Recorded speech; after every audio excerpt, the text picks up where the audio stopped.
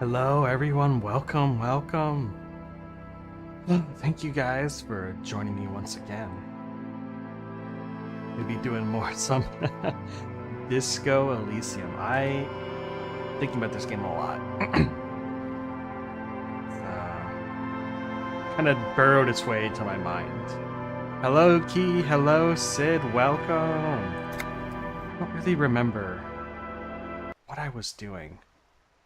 I think I was looking for a way to get past the guards. I think I need to increase my stats somehow.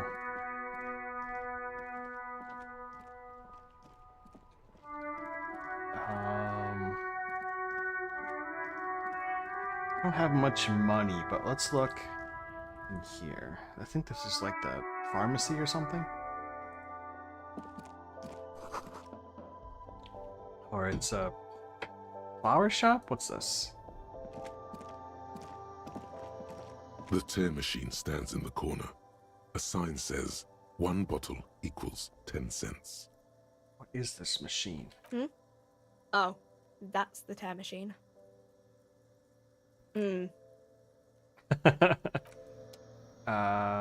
What's this? You see several packaged raincoats fill a low shelf beneath a display of croissants and juice bottles. The raincoats Whenever you think are of disco, you think of Hotline except for Miami. the I've big never played flip Hotline tap Miami. Does slogan that have on the like back. disco music or something, or like a theme? What is what? It's a raincoat. It's a raincoat. If you want to buy one, then it's only 4 real. Why would I need a raincoat? I don't know why. I'm feeling a little distracted. Let's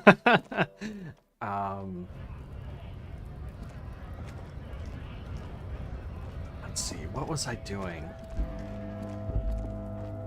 I think I need to.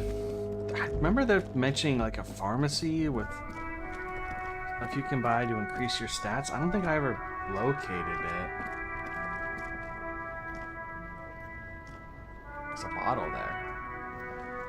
Can't pick it up though.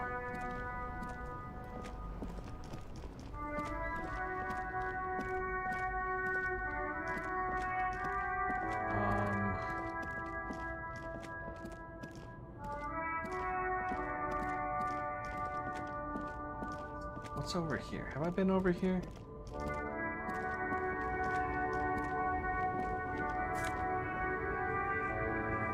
White tank top. I think I need that. I might as well take it. I mean, it's not like I encounter an issue with the inventory space. Fashion? I didn't realize it was a fashion game.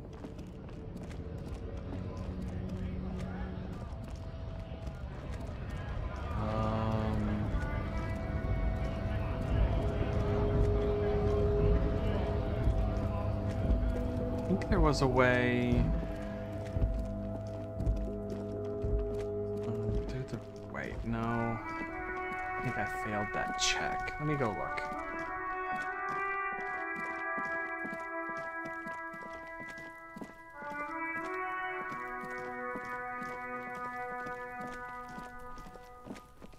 Yeah, I can get over there somehow.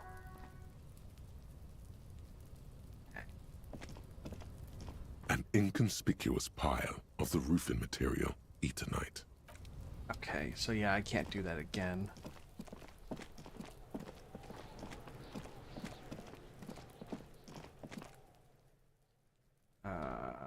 Tasks. Gain experience by completing tasks or exploring. Leveling up grants you skill points.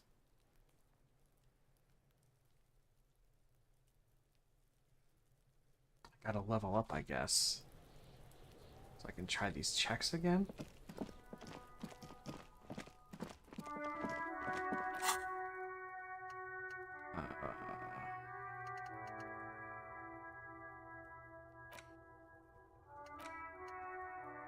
What's this?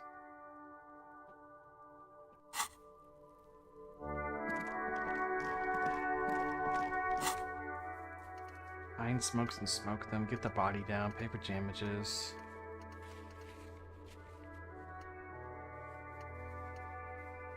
I think if I could find cigarettes. Maybe they're in the trash can? No.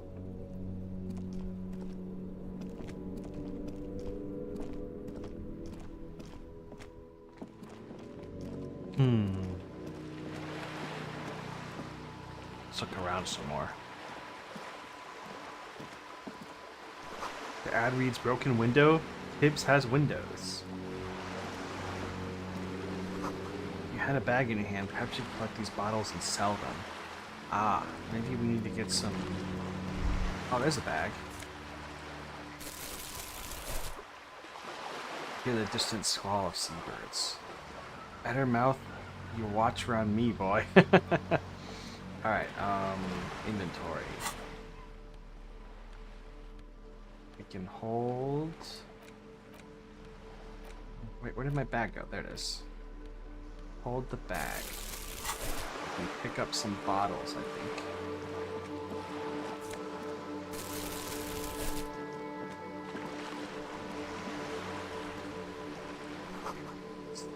Splatter of bullet holes.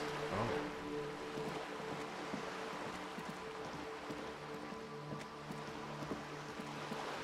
Bottles everywhere. Take all.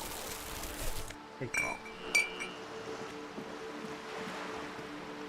We're going dumpster diving, just poking around. And if you need help, let me know. Only if you really need it. Doing great, thank you. I definitely feel a little unsure where I left off.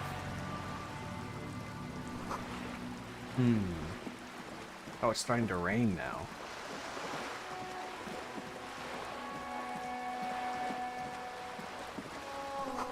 A lonely cormorant surveys the sea, indifferent to your approach.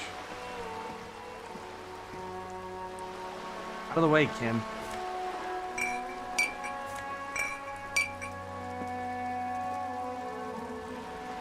Kim, you're in the way. Can't get this stupid can. There we go. The belly of this boat shines like it was recently painted. Ooh, what's in here? Oh, okay, we're going around back. So that kid's right there. I don't want to fuck with her. She's annoying. These barrels are half full of rainwater. There's a closed door, but you look at it suspiciously. Can't go in, I guess. Go in here?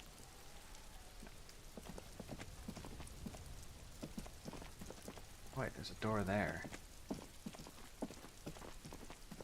Another splattering of bullet holes. Oh. The spread pattern of these bullet holes makes your chest ache. Your breath grows heavier. What's with all these bullet holes? I've seen a lot of them around. Remnants from the revolution. These are over half a century old. No crimes have happened here? Is there something we should do about these? Perhaps a crime of a sort ages ago. But no, these do not warrant an investigation. Okay, but what can you tell me about the revolution? Not much. I don't have a fresh perspective on it. Should we go? I guess so. Chairs and tables eaten by rain and rot. There must be another way into the building. Why did he sound like It's been that? a week and now they show up? Vacuums view the yard and the hanging. Garden hose. This won't be of use until the snow melts. I can't get involved in this.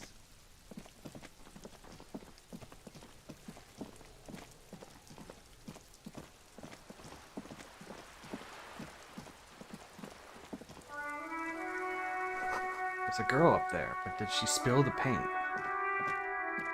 Oh yeah, there's one. The streets will flow red once more. A great Cindy the torrent Skull. rushing down Rue de Esperance. You wait and see. The girl stares at the sailboat by the pier. The streets will not flow red with anything. Who are you? I'm Cindy the fucking Skull. I like What her, she else looks do you crazy. wanna know? Date of birth, blood type, the last time I was tested for Hep C. Just want to know your name, little lady. No need to get defensive. Don't you sit down with me, I'm the law. Let's start with your blood type and go from there. Hep, yeah, when's the last time you were tested? Go where? Accosting a minor? Is she a minor?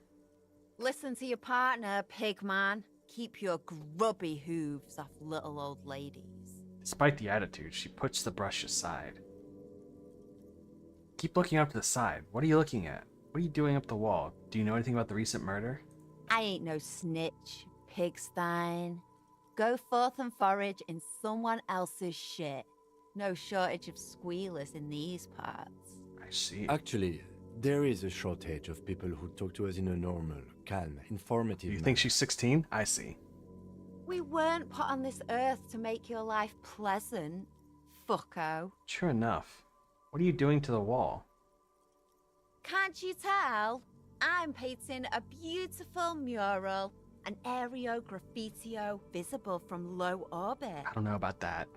I haven't really started it yet. She I'm studies the waiting for the wall. right Oh, words. she studies the wall, suddenly pensive. So, you don't know what to write? Why are you so committed to facing the building? I have an opinion on this. Do you want to hear it? Yeah? I love public art. Don't mind us. Keep doing what you're doing. I'm gonna have to stop you. This is hooliganism. Thanks. I'm sure the inspiration will come to me now that I have an official RCM stamp of approval.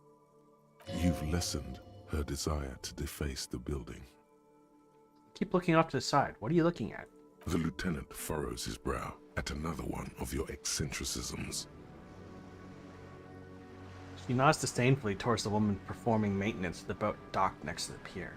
Hatred, disgust, it's difficult to tell which of the two is more present in her girlish features. The woman on the boat does not notice her staring. Oh, it's this woman. I've seen her in the memes. That is on her. Someone's got to keep an eye on her. Who is she? Probably the Wild Pines rep. We should talk to her. She's a professional negotiator, though. I have the feeling she will be very cooperative while telling us nothing. You should take the lead. Ask her unexpected questions. Ask her unexpected questions? That's what I do Don't best. be afraid to get a bit wacky. Bit Showing wacky? her Okay, is yeah, our let's best do it. bet.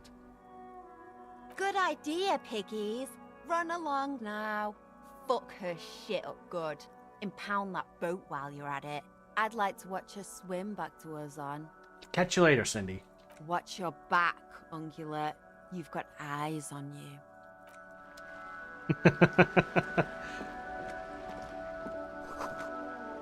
Roundabout north. I guess that's a street sign. Capeside Apartments. Inside the frame of a motorcycle and repairing the tools used to disassemble it.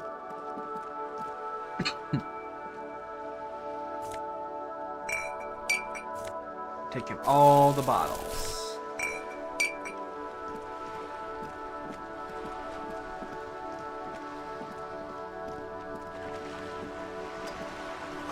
Docking reserved for residents of Rue de Saint Ghislaine 33A. Your room in the whirling isn't much bigger than this sloop. A striking woman leans against the cabin top. I missed of her whatever sailing that purple boat, thing was. smiling as you approach. Her green raincoat glistens with droplets. A silk scarf is tied around her throat. Good afternoon, officers. I'm Joyce. She extends her hand in greeting. Joyce L. Messier. I represent the board of Wild Pines, the owners of the harbor. You gentlemen must be from the RCM. RCM, what is that? I'm a little foggy here. I meant you, the Revachol Citizens Militia. The police. The police. Choice L. What does the L stand for? Peyton, my maiden name. Her bony hand dangles from the sleeve of her oversized raincoat. What gave us away? Nothing, honestly. I've said it to every drunk in town, and you're the first one who's responded. What is implied here? That you're a drunk?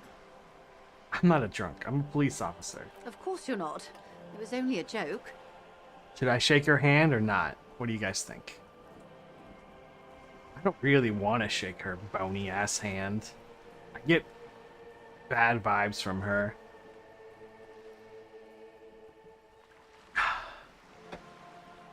But I would like her boat. I'd like to sail away from this decrepit place. We gotta throw her off. And plus we're wearing gloves. I'm glad to see you here. The woman and lieutenant exchange a brief handshake. She is unfazed by your rudeness, probably chalking it up to local custom. I was dispatched to handle a strike, not a lynching. Anything I can do to assist the RCM in this matter, I will, gladly. Oh. That is good to hear, madame. My colleague will take the lead on this interview. I should let you know that Bad it is vibes. I recovering can't imagine from why. an No one in power in unusual this game has medical bad issue. vibes. Very unusual. But I can assure you of his ultimate competency. Kim is ready to go to bat for us, man. I love Kim. I don't know why he is so... I don't know why he has so much faith in us. We've done nothing but act like a fucking weirdo and a raging alcoholic. How interesting. I wish you a swift recovery. In the meanwhile, you have my full cooperation. Wild and the Pines. full cooperation of the Why does Wild that sound Pines like group. a like a real estate, or you know what? Wild Pines. It sounds like a group you'd expect to own a bunch of apartments or something. It's hard to get a read on her precise disposition, but she appears helpful. You're on a boat. Tell me about Wild Pines. What do you do? What can you tell about this strike? What can you tell me about this lynching? Do you know something about these tattoos? You seem rich. Can I have some money? You're on a boat. Why, yes, I am. She looks at the deck under her feet. Green and white sails flutter above. Not a lot of people on boats, are there? Does she have a name? Do you have a license for this boat? I think I have a handle on the boat thing. Of course there are. We're on an archipelago. How else are you supposed to get around? Wait, we're on an archipelago? Correct. Yes, we are. We are on Le Caillou. Caillou? I thought we were in Revachol. I love how disoriented we are, and now I have permission to be as fucking weird as possible. Still, I haven't seen anyone else sail a boat around here. We are. And the city of Revachol is on the island of Le Caillou. Still, I haven't seen anyone else sail a boat around here. I haven't seen anyone else drive a souped-up Capri Kenema motor carriage either. I don't know what that means. Actually, that motor carriage has been specially issued to serve as a patrol and pursuit vehicle. Talking to Joyce can be great because it's basically a big lore dump. Nice, I'll have to remember this. It's for crossing long distances in the greater Revachol industrial harbor. It's not a toy. Neither is this. A toy, I mean. It's a machine for crossing long distances in the Bay of Revachol, between the city and the islands. I'd like to live in an archipelago and sail to work. Wouldn't that be nice? She's having a good time arguing against the law. Too good, good, perhaps. Does she have a name? The boat? No. It is called Cor de Leyte 19, because that's the type of sloop it is. It's a 19-footer, huh? Looks a little bit bigger than 19 feet to me. Actually, that looks way bigger than 19 feet. It's probably at least 25 feet. I don't know. Maybe it's the perspective of the game, but we had like a 15-foot boat growing up, and it was like half this size. So this is at least, you know what? I'm gonna say it. This is at least 20 feet. This is, sorry, 30 feet. This is a 30-footer. I don't know what the 19 is about. You only put the number in the name of a boat denotes the length. Motor carriages are a car. You're talking about the vehicles like nothing. Oh yeah. I'll have to look up the concept art, because yeah, the vehicles in this game are very interesting. The word "it" feels strange. Such a beautiful boat deserves a proper name. True. You gotta name your boats. And boats are women, and you gotta treat women with respect. A breeze ripples through the sails and tugs at your hair. Below, the sleek, fish-like shape of the hull parts the water. Beneath that, a resounding darkness. You're reminded of something. Or someone. Cool, but your boat really needs a name. Okay. How about Cor de Leyte 19? Why? She taps on the side of the boat. It makes a hollow sound. I can drop fun facts on you at any point of the game. I always appreciate it.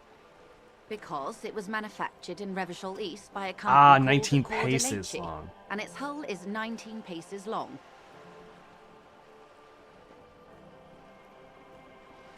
How about Dolores? How about the X something? Why Dolores? I don't know. Feels pretty. Well, it means nothing to me. I think I'll stick with the factory name. But thank you for the suggestion. Okay, but what kind of boat is it? It's a pleasure craft. A 19 pacer. It also happens to be rated for Category 1 racing. Though these days I mainly use it for business. How do you like it? My sloop? I like it a lot. It's the eel's hips, baby. Shut the fuck up. That's not a saying. At least bees have knees. Eels don't have hips. Also, this is... Oh, okay, I thought the boat wasn't named because it was, like, issued by the Wild Pine group, whatever. But this is her own boat. and she didn't give it a name. That's indicative of a personality deficiency. I'm enjoying this part of the interview. It has so little to do with the murder we're investigating. Quiet, Cam. We're talking about boats. I really do, the lieutenant thinks. Is she thrown off yet? He's looking at the woman, assessing her. You have a license for this boat? Officer, I assure you I'm a highly qualified pleasure craft operator. The crowns of Oh, her you got a teeth are license for pulsing, this boat. white as the boat's hull as she smiles. Qualified pleasure craft operator. So charming. Let's throw her Where's off the some damn more. license? See your I license? just renewed its safety inspection last month, officers. It is completely seaworthy. In fact, it's taken part in not one, but two insulindic regattas. Even finished once. What happened to the other time? The other time, I would have finished the race were it not for an urgent work matter, much like the one I'm on now. Actually, you don't. What do you mean? The Wayfarer Act specifically denies the RCM the authority to demand anyone's operator license. Ah. It's a little-known fact among us law officials. Wait, exactly how little known is it? More like the Anarchy Act, in my opinion. Yeah, baby. So we can't pull over random citizens and demand their paperwork? That's weak. Makes sense, I guess. I mean, look at me. No need to politicize this. You may still ask for the lady's passport.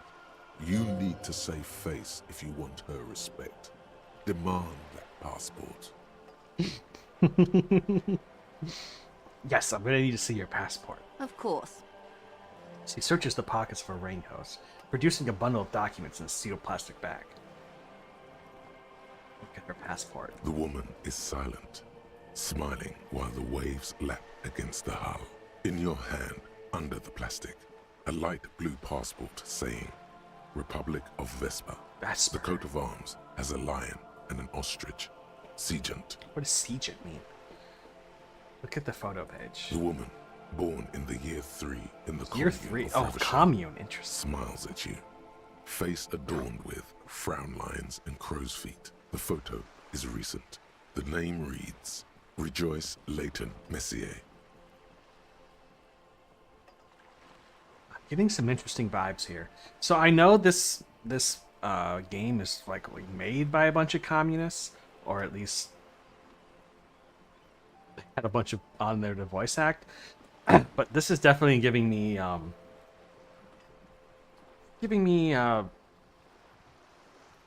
to say this, like flashes of a lot of stuff that has to do with the Spanish anarchists, especially the name like Rejoice. A lot of the Spanish anarchists would name their kids stuff like that. Actually, my grandfather's name was Floreal, which means, like flower, which is a very, very typical, the kind of names they would give them in the 30s. Let's ask about it. Yes.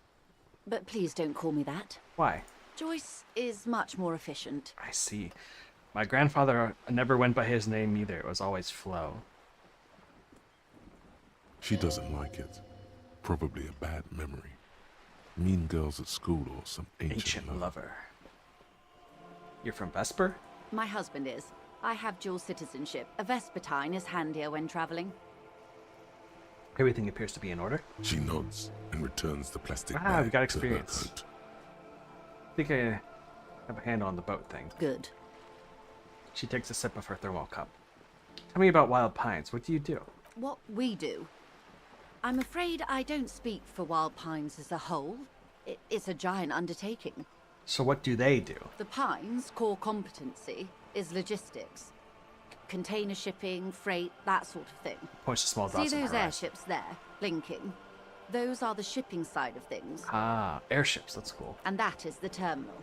Another subdivision deals with energy, oil and gas exploration, offshore platforms. How much money does Wild Pines have? I'm not at liberty to discuss the company balance sheet, but I can tell you that last year, the company booked more than 20 billion real in revenue. Sounds like a lot. A billion?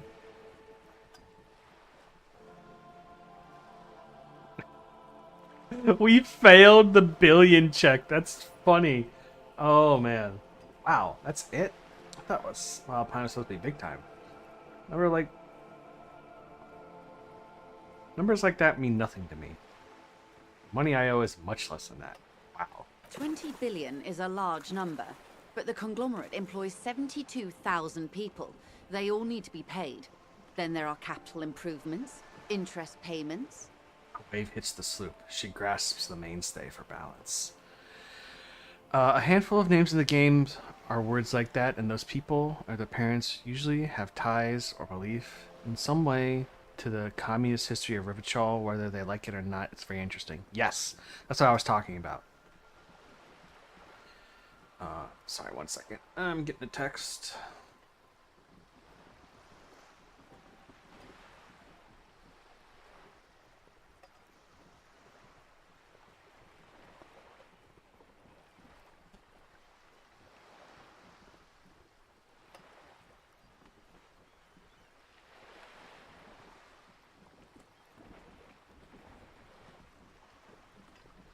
Alright, sorry about that. A conglomerate the size of the Wild Pines is like a shark. If it stops moving, it will die. Then what becomes of those 72,000 families? It's a tremendous, responsibility. responsibility. I already don't like this lady. She sounds like a class trader.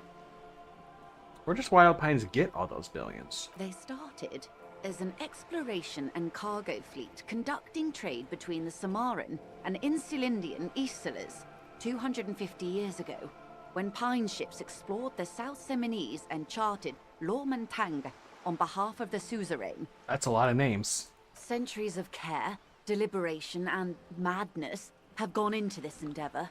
Vessels Madness. pass through the great unrest to re-emerge with apricots in tow. The logic of the system is totalizing. It's taken everything from its employees to build it. The Great Unrest, that's a great name. What does such a huge system want with a place like this? You mean aside from being the terminal's legal owners, who are responsible for moving 8% of the world's cargo? 8% of all cargo in the world? That's quite the endeavor indeed. You don't need to keep it moving. The workers do. The company's nothing without them. Yeah, baby! Let's go! We built this district. She says calmly. All the best parts of it. Rue de Saint-Ghislain, with its bastions. The plazas Meteor and Mosaic. Even some of the old street lamps have been put back thanks to the investments from the WP. She points behind you where the seawall rises. Before Martinez was swallowed by the industrial harbour, even before it was part of Revachol, long before Terminal B was erected here, the Pines built it as a resort for its Revacholian employees. See? A company getaway. Yeah. For a more weekend experience. or a summer holiday. Then came the revolution. But that's another matter. She takes a sip. I'm here to make sure the Pines can fulfill their responsibilities to the place they built. With your help, hopefully, says her warm tone. What can you tell me about this strike? Everything. Right up to, but not including, trade secrets. Wait, what if I want to hear about trade secrets? First, you'd have to repeal the Emergencies Act of Trade in Elements. That gives me the right to silence. It's quite the It's quite the octopus. octopus. I will slay it. Good luck. It's only kept in place by the vested interests of half the civilized world, including your own. What the ma'am means is that the Emergencies Act and the RCM both get their authority from the coalition government. But I am derailing us. You wanted to know about the strike. What was your role in this precisely? I believe the official title is Senior Labor Negotiator. In practice, I'm a grocery clerk. I relay the union's demands to Wild Pines and return with Wild Pines' counteroffer. And how are the talks going? They're not. That's the problem. The union stopped all negotiations a week ago, after that awful lynching took place. Now they won't even let me into the harbour. There's a 2-meter-20 racist behemoth blocking the gates. Oh, you mean Measurehead. Yes, Jean-Luc Measurehead. She leans back and rolls her eyes. How were the talks going before the lynching? Let's say I was not making the kind of progress I'd hoped for when I first arrived. And when did you first arrive? I arrived 3 weeks ago. Yes, in the middle of February. The bay was still partially frozen then. I prefer to do these things on site. Like the RCA. Man, I would not want to be sailing in a frozen bay in the middle of February, especially an older woman by herself. That's gotta be dangerous, man. But the strike began in December. He looks at his notes. I wasn't the original negotiator here. I took over after Mr. Gaumont hit a wall with Mr. Clare, the union boss. Mr. Clare refused to speak with Gaumont despite concessions he'd granted the union in prior negotiations. This isn't the first time the union has gone on strike. Heavens no. There have been 2 prior strikes. Both times the union won significant concessions, including overtime pay and a medical plan. This time their demands are more... Wait, they didn't have overtime pay before? What the fuck? Aggressive. What are their demands? There are leaflets everywhere, and banners. What did they say again? Oh yes. Every worker, a member of the board. Hell yeah.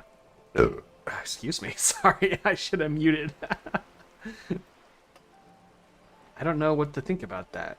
Over-aggressive commie posturing. Seems like they have no idea about business. Forget it. I want to talk about... I like it. Then you might also like their other slogan. Demand democracy. Oh yeah, that's a good one. Not hard communist enough for me. Personally, I agree.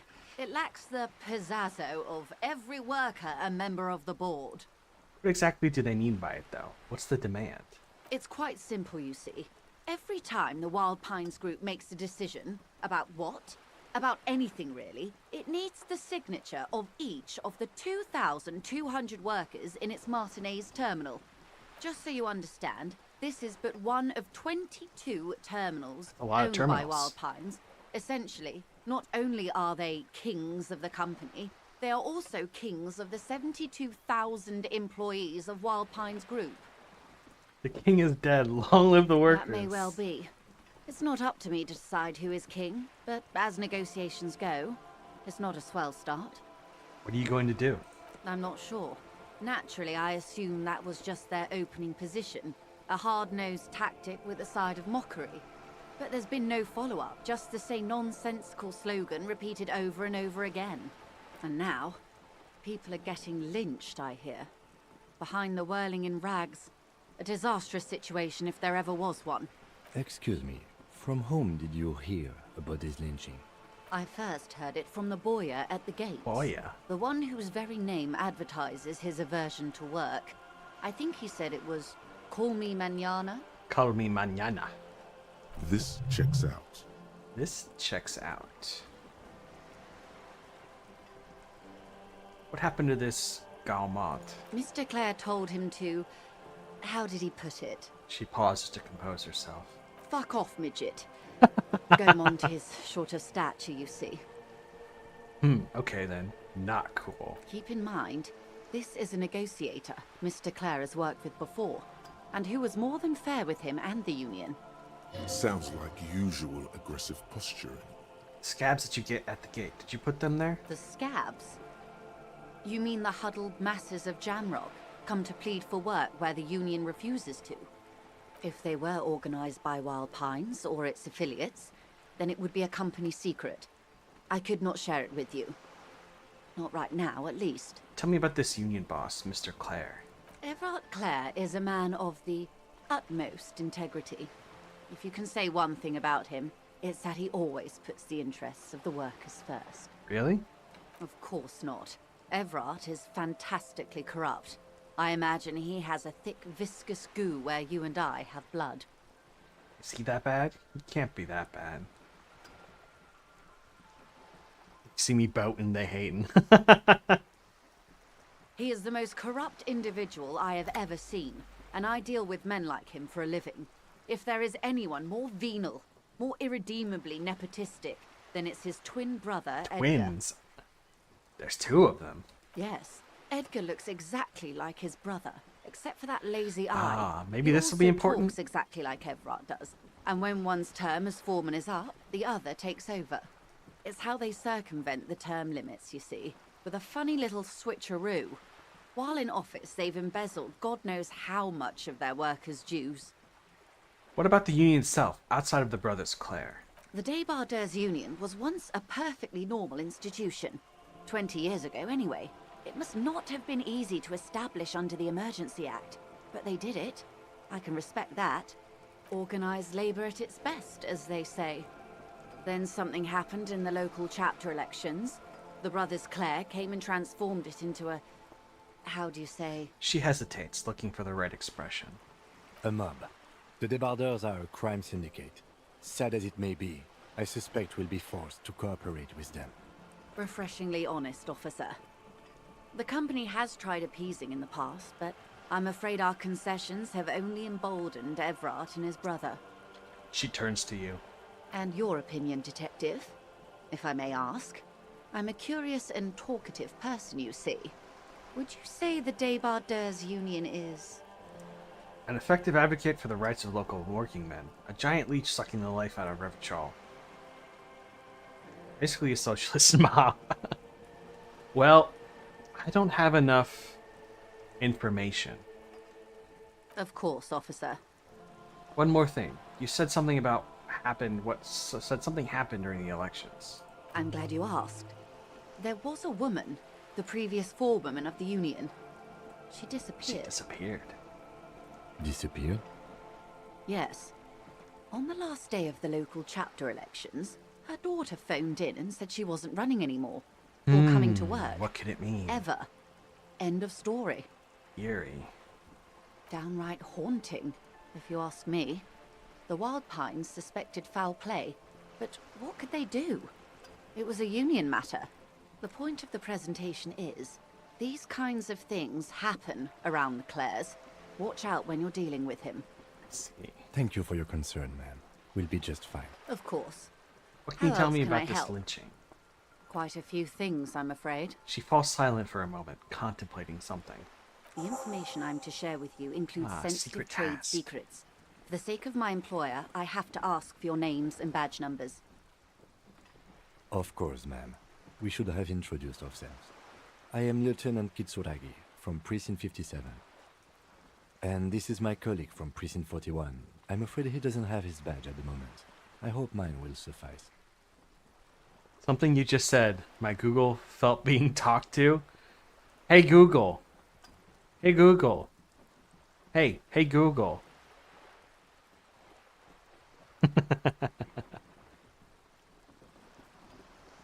Hey Google, what's the forecast?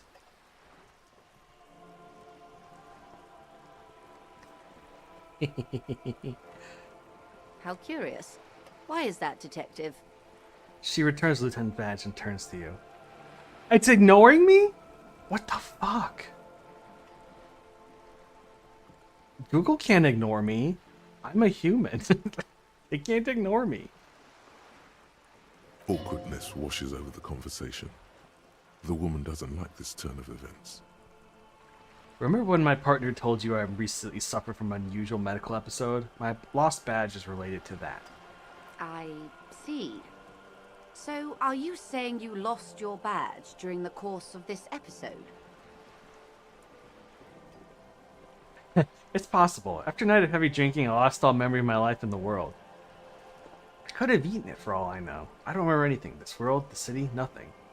Yes. I can't hear you, darling. Speak up, please.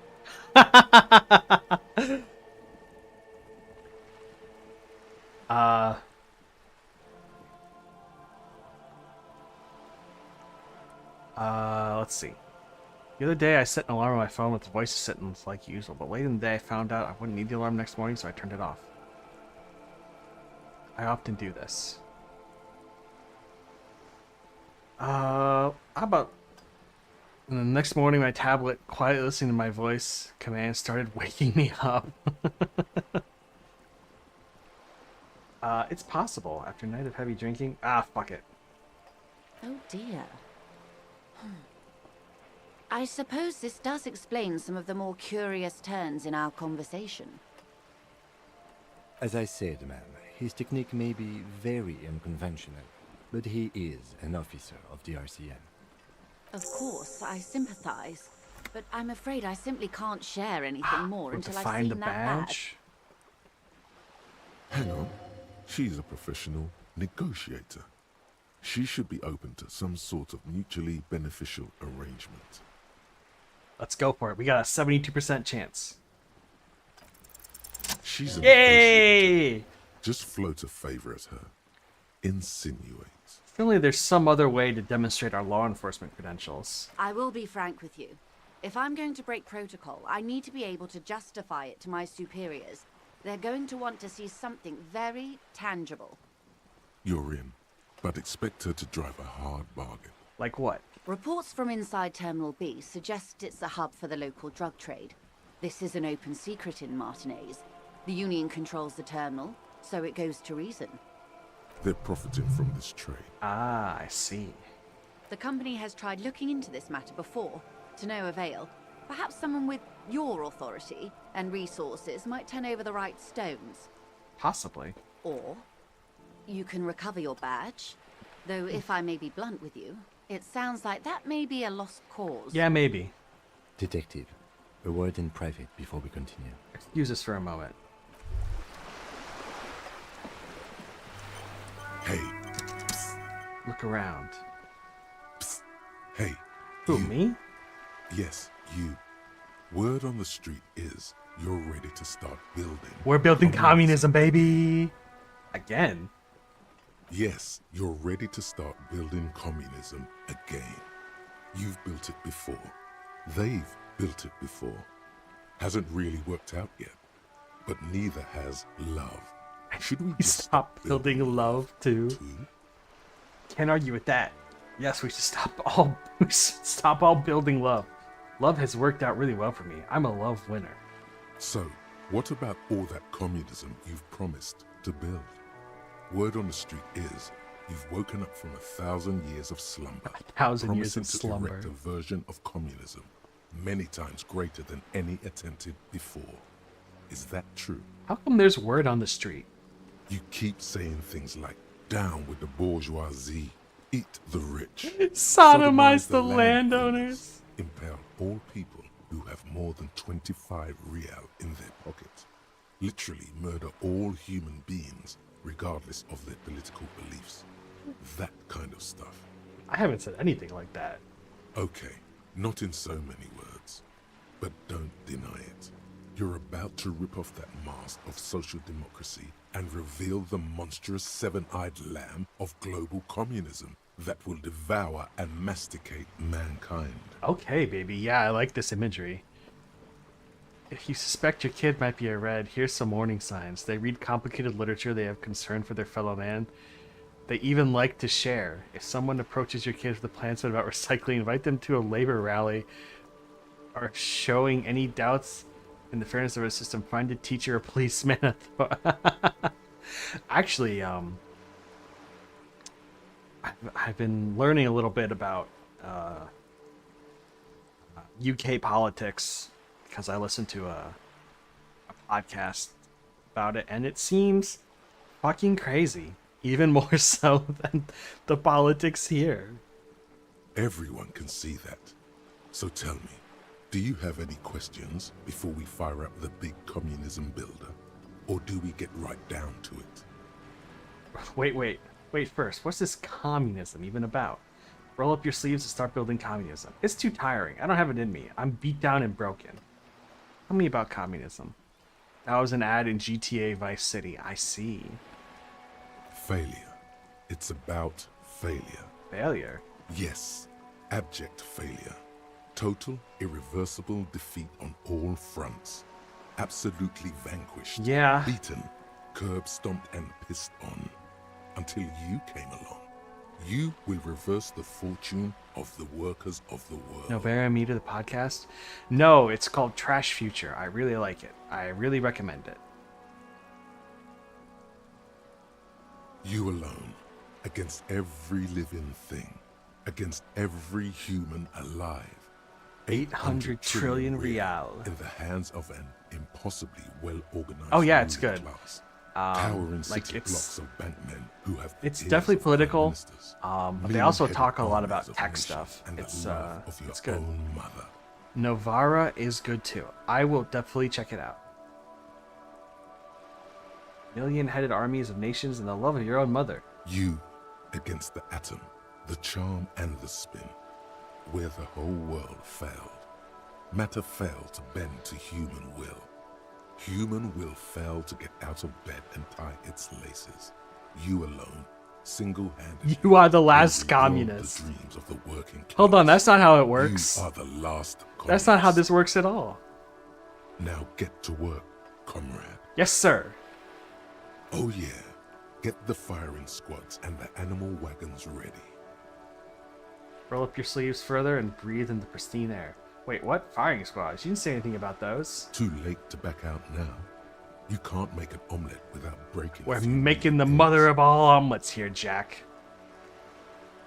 I gotta go back to Revengeance at some point. It's just kind of clunky, but you know what? I'll pull through. I think I've gotten like fairly far into it. It's not that long. Wait, I didn't even see what that said. This is not going quite as I hoped it would, Detective. How did you hope it would go? Honestly, I was expecting you to use your unorthodox technique to keep her off balance, and not volunteer us to be her henchman. Oh, we're henchmen now? This woman is running circles around us. She might have known about your misplaced badge all along, or she's simply an adept improviser. Either way, we've played straight into her hands. He doesn't let it show, but there is a limit to how much the consequences of your unprofessional behavior can cost the investigation. Sorry for putting us in this situation. I'll handle it. What do you propose? That we don't investigate the drug trafficking? We could just, find my badge. No. If there is reasonable suspicion, we must investigate. Otherwise, she could claim we are siding with the Union, or that we are on their take. We'd never hear the end of it. What I propose is, we ask her, then we investigate, briefly. But do not share the outcome of this investigation with her.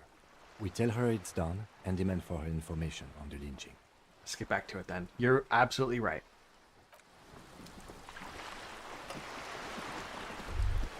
You're back. Good. What can I help you with? Do you know something about these photos? That's the man who was killed. I'm afraid this is a discussion for once we've cleared the lynching question. Why? How is it you're looking at the photos tied to the lynching? Better not tie the forestay to the batstay on this. I hope there is something else I can help you with. She wants to answer the question. Protocol keeps her from it. Thank you. That's all for now. Of course, Detective. Take care. Shadows in the water. Green plants with a calm surface. Ooh, more bottles.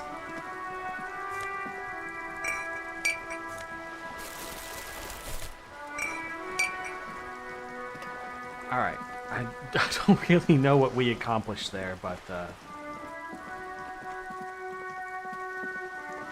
at least we got some perspective on everything. Did I level up? I got like a ton of experience. How do I level up? Level up? Oh, I can level up things. Level up skills individually. I see. It looks like I've got one skill point. Let's go look at that door again, and we'll see what we can level up.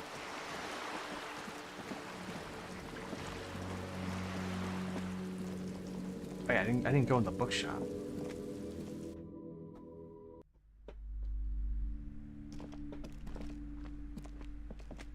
Welcome to Crime, Romance, and Biographies of Famous People. My name is Plaisance. Plaisance. Be welcome, and please take responsibility for the The fuck energy does that you bring mean? into this space. A golden pendant hangs around the woman's neck. Hey. In the shape of what looks like a tiny fish head trapped in amber. Before we go on, you seem to be well off enough. Can you give me some money? I feel like I won't be able to. I feel like I won't be opportune to ask for it later. Curious pendant you're wearing. Narrow your eyes mysteriously. Oh yes, helps to have an anchor in these times. So you're the owner of this store? I am the proudest owner of our little shop of culture. Her voice is high pitched, as if to give it more penetration. She has fine-tuned her voice to find the most welcoming approach for attracting new customers. It doesn't work. It doesn't work. The girl outside mentioned this place is cursed. Your daughter is the one standing outside the store, right? Kale, hello. Please get some rest. I know you've had a rough couple days. So, get some rest. You deserve it. What if I want to buy a book? The girl I mentioned this place is cursed. Cursed? Who said that? Annette? I will have a word with her.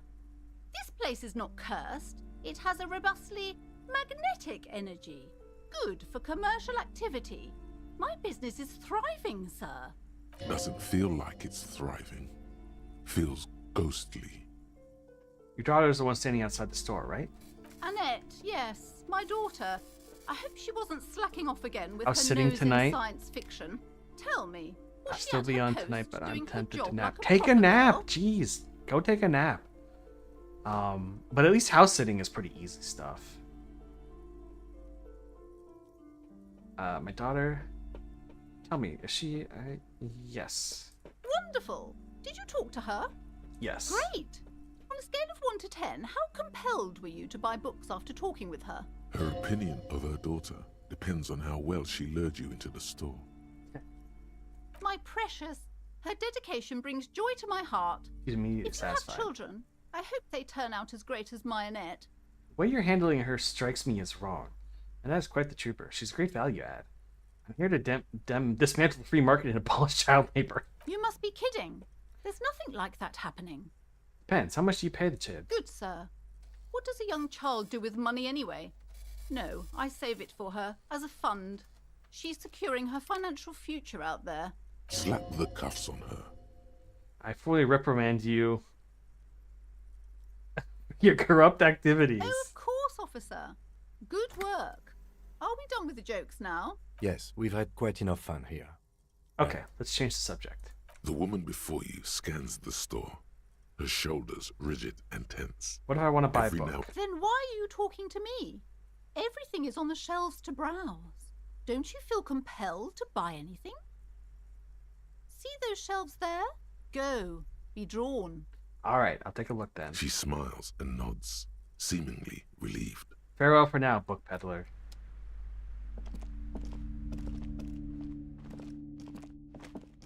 You see a set of tattered curtains blocking the way to another room. A Strange. strange cage-like trinket Trinket. dangles from the curtains. Excuse me, officer. The back room is strictly for employees only. Examine the strange cage-like trinket. You see some kind of charm, an irregular polyhedron assembled from bones, sticks, and straw. Is this lady a cultist? Inside, a disturbing fish head with empty eye sockets stares at you. Aside from poking at it suspiciously, there is nothing else to do with the fish Should I head ask her what's charm back at there or this just time. open the curtains? The What do you guys curtains think? remain shut before you. I mean, it doesn't feel like anything bad can happen to me. It's not like I'm gonna die. And are there fail states in this? I don't know. Let's open the curtains. Just as you're about to pull apart the curtains, the petrified voice of the shop owner cries out once more. Sir, don't touch that. I told you it's off limits for the customers. Her hand has closed around a pendant, her fingers nervously playing with the talisman. Parapsychologically speaking, we're done if you decide to open them. I won't be held responsible for the consequences. Consequences. She looks away, mumbling. Why is everyone always messing with the curtains? Why can't they just buy books like normal people? This is about the curse? That's why you're afraid? Ma'am, this is different. I'm a police officer. I need to get in there. But I sense this place is calling for me. I must investigate beyond the threshold. I don't care. You can't stop me. I'll open them. Why? It's not like anyone was killed there. She stops abruptly as her hand flies to her mouth, baffled by her own bluntness. I'm sorry. I don't mean to be so impolite. Just please don't go there. I'm going Can't there. No! She Please raises just her. talk to me, officer. Come here and let's talk this through before you... Lies. Rip them open, we say. There is something mysterious about the curtains. Mysterious Be curtains. careful. The curtains, tattered with age and covered in dust, hang before you, as if taunting you. Should I save? Can I save? I don't know. Let's open it. You see a dimly lit room full of dusty furniture and trash. A doorway stands in the back, covered in dozens of scary little cage-like trinkets. Your She is a shadow looming cultist. over it like an omen. I warned you. You're unleashing forces beyond your understanding. Glad I came in here.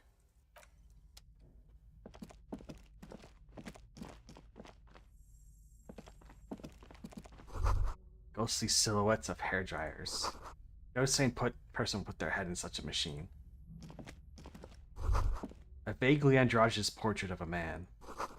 Merely looking at this unmanly haircut threatens your masculinity. A heavy door with a missing handle stands before you, covered in dozens, if not hundreds, of little oddly shaped trinkets and charms. It appears to be locked.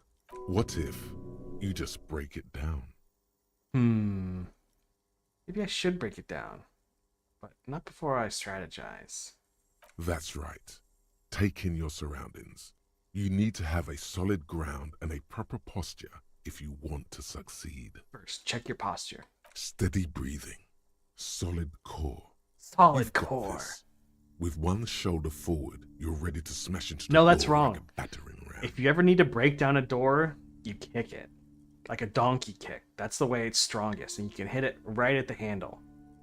Check your surroundings. The room is dimly lit and littered with old barbershop rubbish, but the path to the door is clear. What about the door? It's made of a solid block of wood, but it has stood there for ages. The hinges are old and coated with a carmine layer of rust. It should be doable.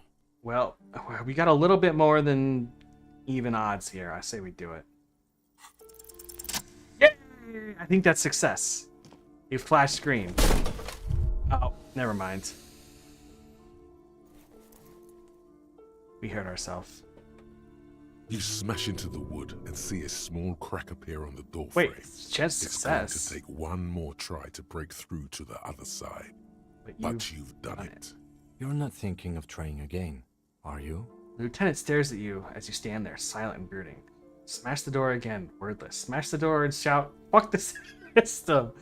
Smash into the door and shout, "Freeze, dirtbags!" Shout to the door and shout, "Hands up now!" And shout, "Fuck it, it hurts!" Fuck the system. Do I have to roll again? Oh, we're in, baby. Sand is dripping from the punching bag. Can I heal myself? There we go. What is that? Shot put ball? Yeah, I'll take it. Poster says Citrus Fortis. The rest is worn off. A barbell lies on the floor. The color has worn off its weight plates. Kim wants to talk, by the way. Oh, I missed that. I'll talk to him. It's 60 kilograms. Your triceps hum at the sight of these weights. Show the world what kind of beast it's dealing with. I don't want to lift them. Why does it feel so familiar? It's familiar because I'm a weightlifter? No, it's not that. It's the stale smell of rubber, the squeaky sound of sneakers. I need to level bruised myself knee up. I do against have the a mat, and a whistle. Then the feeling is gone. I have a skill point. A memory from another life. Leave. Yes, Kim? What is this place? It's an adventure. It's another world, beyond the veil. Looks like a gym to me. Yes, but no one's been here in ages. He draws a stripe in the dusty floor with his foot. I doubt the electricity still works. We should find a flashlight if we want to go on. There should be one in my It's an kinema. easy miss, but if you go further, you stop him from wanting to talk. Oh, okay. Should be one in my kinema? Okay, well, An we're gonna eerie flashlight. feeling rises in your chest. But if there's a reason why no one's been here. Yes, because it's closed. Because it's closed. No need to look for supernatural explanations where a banal one will do. Oh, Now, close let's gave you go skill get the boost. flashlight, shall Interesting. we? Let's level up. Inland Empire. Oh, wait, we gotta go check the door. What that other skill check was. Can I leave? Oh, it's a loading screen. Okay, let's go check. We'll go get the...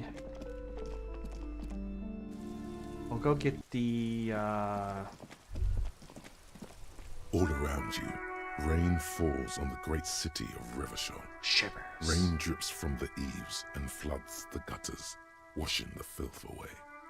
The spring thaw must be here. The snow is melting. What am I doing? Looking up at the sky, cold water dripping from your hair. What do I see? Grey sky like great battleships, clouds colliding with one another. Rain falls down on the world. How does it feel? Your shirt sticks to your chest. The shoulders of your disco blazer grow heavy. The cold finds its way in under your skin. You shiver, and the city shivers with you. This definitely feels, definitely makes me feel like being out in the early spring in the rain. Yes, the shivers check. I love shivers. You're not dressed for this weather. You should get an overcoat or a patrol cloak. What's in the west? Sheets of rain over the water. A flight of stairs leading into the ocean. Wave after wave washing the coast of Martinaise, with its motorboats and gently swaying reeds. Oh, hey, the rain stopped. The ruins of a half-sunken sea fort crumble on an inlet beyond the Bay of Revachol. Ghosts rise into the sky. Who are you, ghosts? The skyscrapers of La Delta, the financial district. Faint golden light seeps from the office windows. Will you ever go there? Will I? No, you are just one of the hundreds of thousands who watch them rise across the bay from Martinaise every day. What is down the shore? Urban coastline, rain dripping off Eternite-covered roofs. Cinder blocks left over from half-finished construction. A defunct research and development building, once seized by revolutionaries. An old wooden church stands on stilts above the water. And beyond that? Coal City, end of all lines. Run your hands through your hair. Your hair is an oily mess flecked with ash from neighboring coal. Gross. Smokestacks rise somewhere in the distance. What's in the east? There's a fleet on the corner. A plastic coat is folded into a small triangle under the counter by the window. Beyond that, the strike breakers have gathered.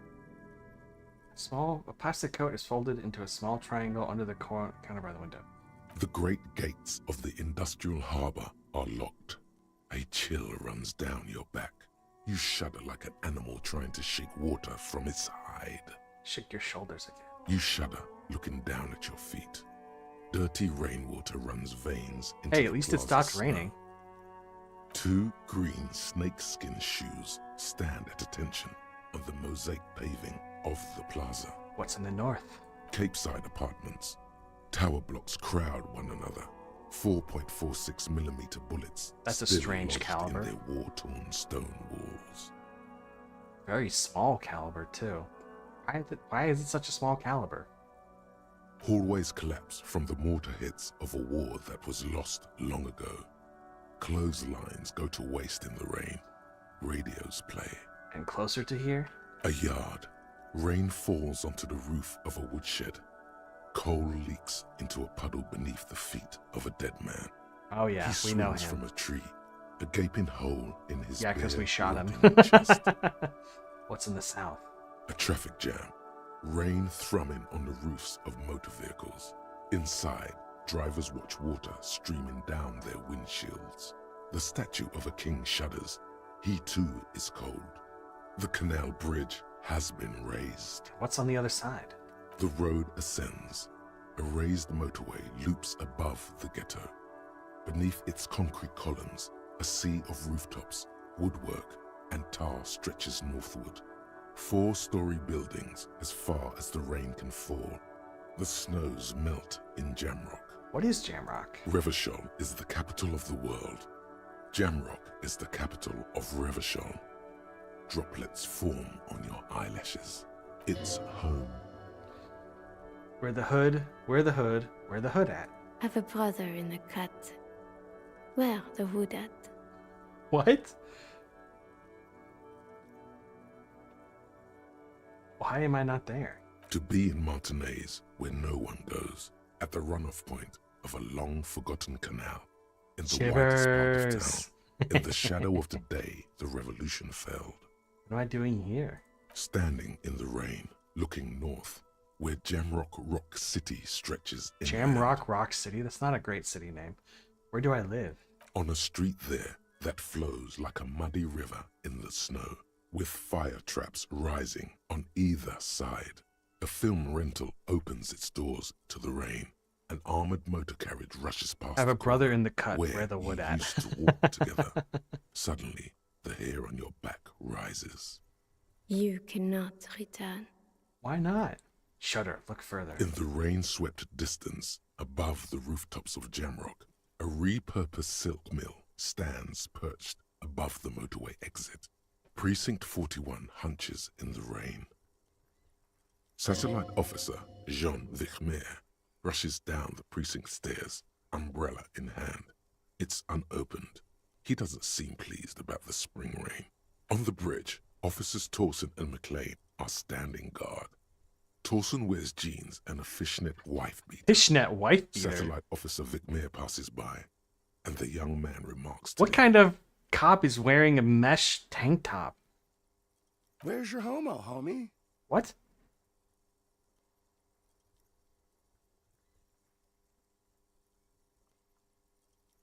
What? Wait, who's wearing this? Torson is. And this guy has the umbrella. It's not like that. They're what is called heterosexual life partners. They have a battle-tested relationship. A brother bond, if you will. What? Huh? Yeah. He opens his umbrella, but the wind immediately turns it inside out. Hetero, sexual, life, partners. What the fuck are they talking about? Funny apery. Male-centric workplace humor. Have you seen him? Is there something wrong? No, nothing. It's just... Judith went to his place and found the Monday mail unopened. I think he's still there. You didn't drink with him over the weekend, Are they did you? talking about us? That would be irresponsible.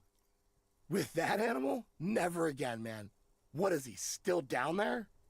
In, south of the interchange? What was it? In Martinez. He's in Martinez. They are talking about us, I think. Your vision blurs. You wipe your face with your hand. The rain stings your eyes, What's making you above? look up and blink. Coalition aerostatics hang like apparitions under the cloud cover. Way up there, where rain forms, rotors flutter silently. Your sight clears. What's below? Collapsed storm drains, old sewage systems flooded with rainwater. Hidden weapon caches from the Revolution. Doors leading down to Le Royaume. The catacombs to which, for 3 centuries, they delivered the blue-blooded dead. Motherfucker. This rain will not let up anytime soon. You should get a raincoat. There's a freight to the east. They sell them there. Alright, let's grab the flashlight. I wonder how many bottles I have. Damage could have been caused by an earthquake. Maybe a sea monster did it to this plaza? Maybe. Is this our car? It looks like it is built for pursuit. I mean, look at this gigantic engine. Before you stands a motor carriage. The bodywork is covered in blue and Looks white pretty cool, livery, honestly. bearing the number I don't know how 57. this steering works. Open the door. In the cabin, you are welcomed by a set of steering levers, a radio microphone on a hook, a pull-out toolbox under the seat, and the soft glow of the fuel preheater gauge. Kim, what are we looking at? What is this machine? This is the Kupris Kinema, my motor carriage. You can use the toolbox and the radio if you'd like. He nods to the cabin. Motor carriage, motor carriage. Something bad with a motor carriage. A dark lump rises in your throat. What is this? Oh, hold on. I have so many. I think I have like 2 skill points to spend. Oh wait, I gotta go check that other area first. What is the sinking feeling I have with these words of motor carriage? Nothing. It's probably nothing. Doesn't Forget seem I like brought it nothing. up. Please proceed with the carefree lollygagging. Can we turn it on and drive somewhere? No, I'm afraid not. We have a murder case on our hands, remember? Or what is a motor carriage? A motorized vehicle, officer. I'm sure you are familiar with the concept. We've had these for nearly a century. Do all policemen in RCM have such cool motor carriages? The Kupris Motorcar does provide most of our patrol vehicles, yes. Look around the cabin again. In the cabin, you see a set of steering levers, a radio on a hook, a pull-out toolbox, and Where's the the soft toolbox? glow. A metallic drawer slides out from under the seat and clicks into place. The tools inside are neatly organized. Take what you need, officer. It's going to be a long case. I'm not protective of my tools, like some men are. He's clearly a little protective of his tools. But what can you do? Work is work. Take the hand crank It's flashlight. robust, weatherproof, and well-made. Police issue. Blue. Lets you see things in the dark you would otherwise miss. Oh, chain cutters. The handles are long and sleek. Snap, snap, go the cutters in your hand. And the pry bar. The pry bar feels nice and cold in your hand. Definitely these will be Heavier useful. than you'd think. Cold and heavy, like truth. You feel like you're reunited with truth once more. Useful for opening all sorts of doors and lids. Exactly. Push in the The pull-out toolbox. toolbox slides back into its nest. Talk on the Preheated radio. gauge, the frequency tableau lights up, and the green button labeled Prime Line glows like a feline eye. And then you hear something. The soft purr of electrical kittens. I love electronic Radio kitties. waves cast far and wide over the metropolis. A woman's voice greets you through the static. This is Precinct 57. Hello, Lieutenant. How may I assist you? Hello, Alice. Please assist our colleague from the 41st precinct here. Come in, I'm dispatch. putting him Come in, on. dispatch. Come in, Delta 10. This is Firewalker. Copy. Hi, Alice. This is an officer from 41 Precinct speaking. Nice to meet you. This is Officer Alice Demetri, Precinct 57. How may I assist you? Can you connect me to 41st Precinct? I have something to report. I need you to connect me to a civilian, a Sylvie. She may reported a murder. Let's do this one first. Just a second, officer. She puts you on hold, the static crackling softly like a bonfire. And when you hear an old man greet you on the radio, his rattly voice is oddly familiar. 10-2, 10-5. This is 41st. Come in. What's with all these Frenchmen? A scrawny old man sits in a dusty cubicle, smoking, with a large white rectangle sewn on his vest. In front of him is a Why box-shaped rectangles? apparatus with an array of wires and antennas. The radio switchboard. Hi, this is me here. I work at your station. 10-4, what's your status? Over. It's not good. 10-18, 10-20, over.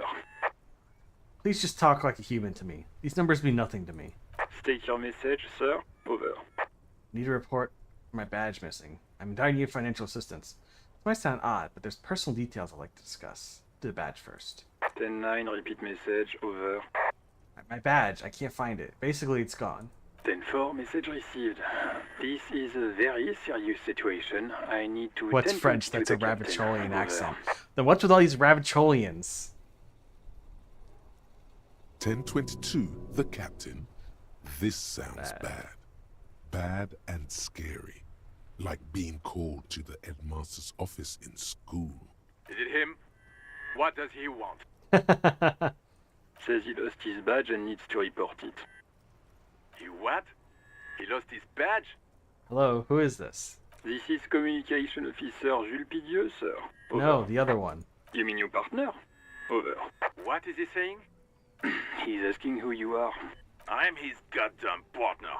Oh no, are we French too? It's your partner, Satellite Officer Vitmar, sir. Over. Did he lose his memory along with his fucking badge? The man in the background sounds like he's losing his patience. Who lost his badge? Dick fucking Mullen. Who do you Dick think? Mullen. It's Officer Dick Mullen from the bestseller Dick Mullen and the Lost Identity. He says, fighting off laughter. Dick Mullen is not your name. It's the name of a fictional detective who would not lose his badge. Defend yourself. Immediately. They're laughing at you. Come on, operator, tell him to stop. This is serious. Ha ha, officer lost his badge. Ha ha. Like I'm the first cop to ever misplace his badge.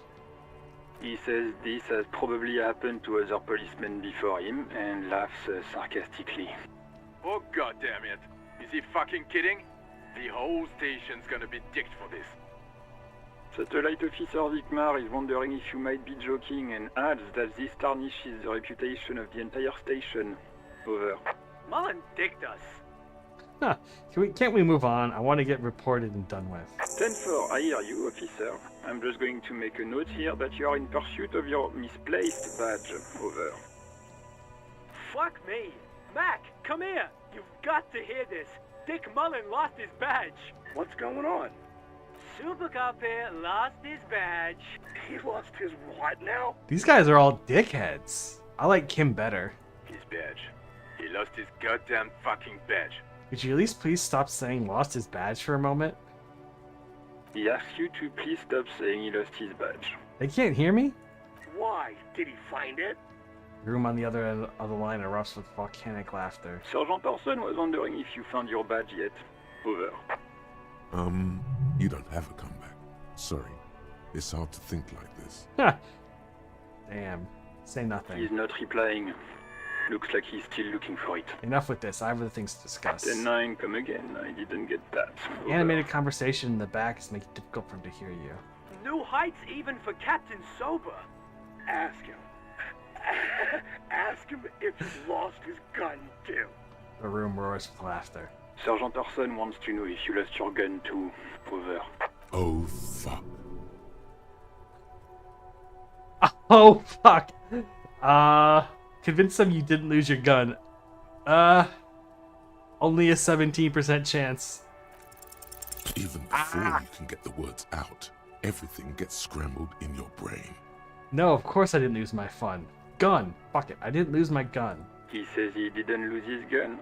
Or his fun, whatever that means. Ask him to describe it. His gun. Not his fun. Just the gun will do.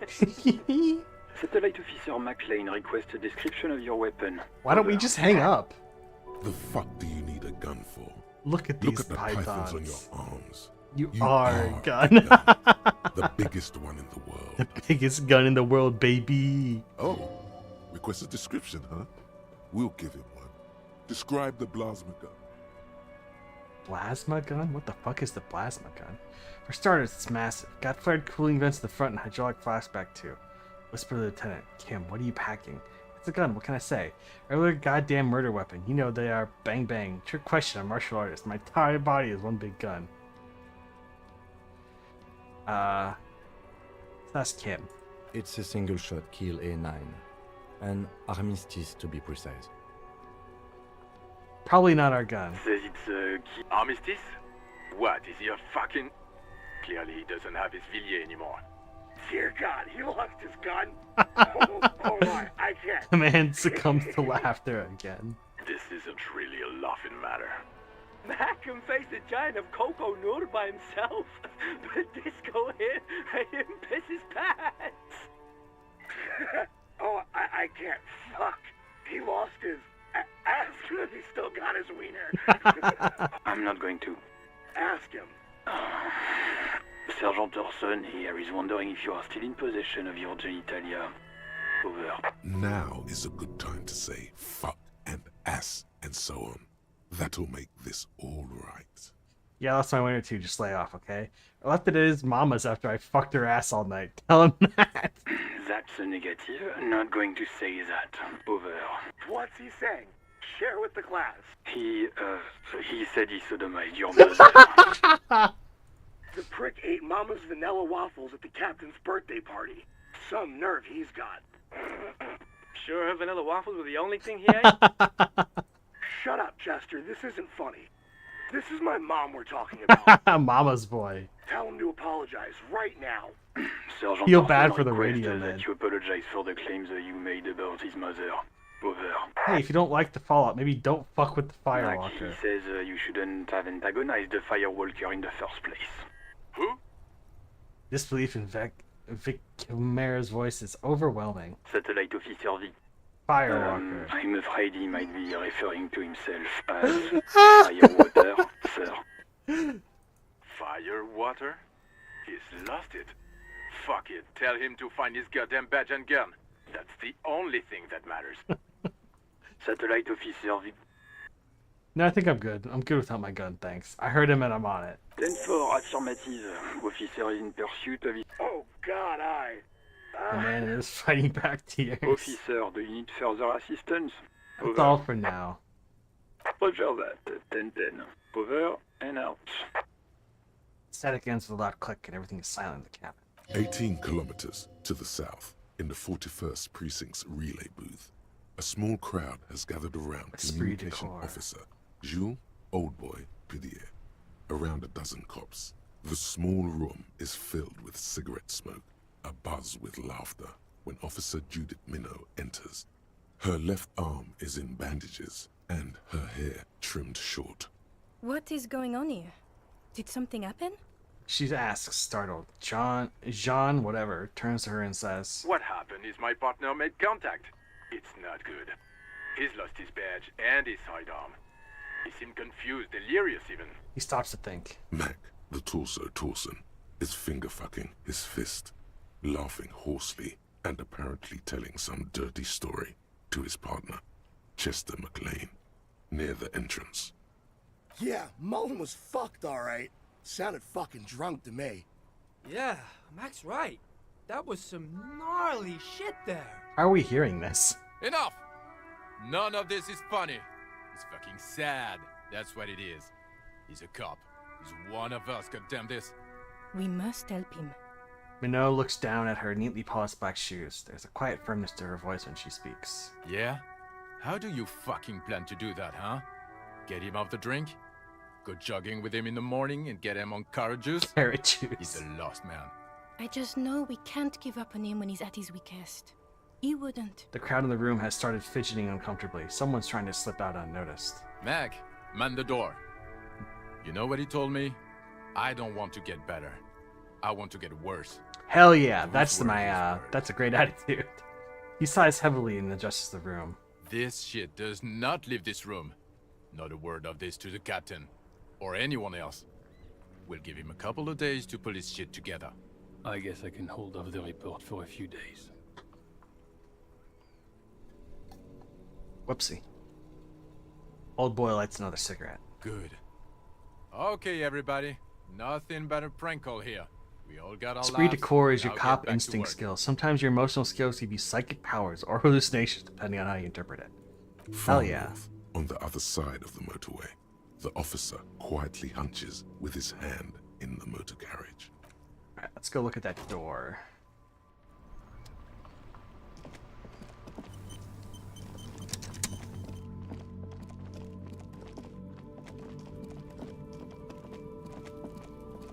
I really love the painterly style for the textures here.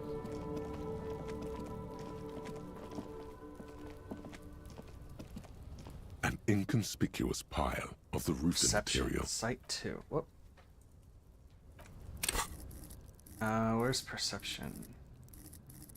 Suggestion, half-light shivers, electrochemistry, pain threshold endurance, hand-eye coordination perception. Yeah, let's level this up.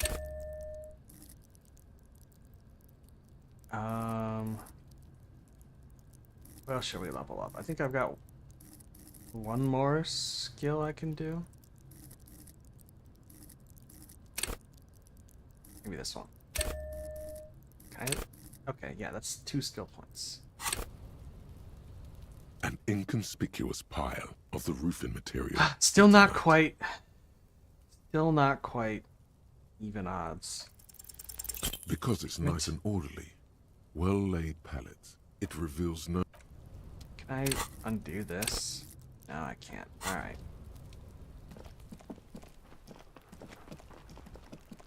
Whoa, who's that? Oh, that's the guy. There was another person standing there at first. Alright, let's... Well, it's not raining anymore, so it's not like I need to worry about that raincoat. Bottles here?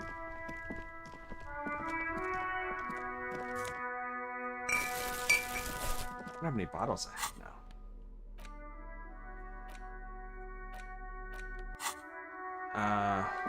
Go turn in the bottles.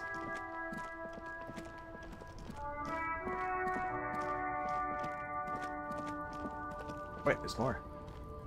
No, those are cups.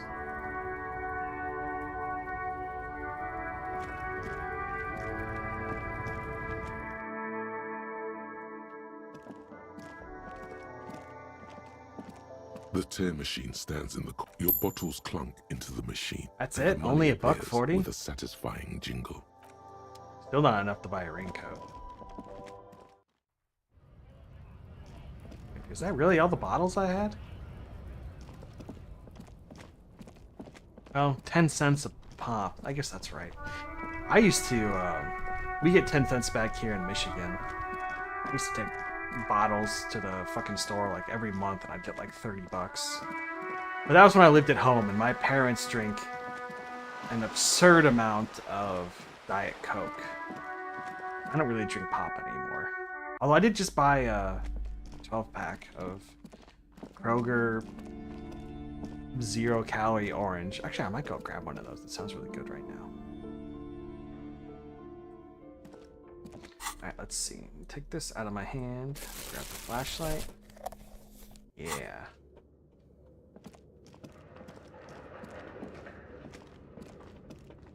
Well, worn out wall bars. They look unsafe. You make me want one of my Fantas? Well, hold on. Let's take a pop break. Let's take a pop break. I'm gonna go get an orange pop, and you go get your Fanta. I'll be back.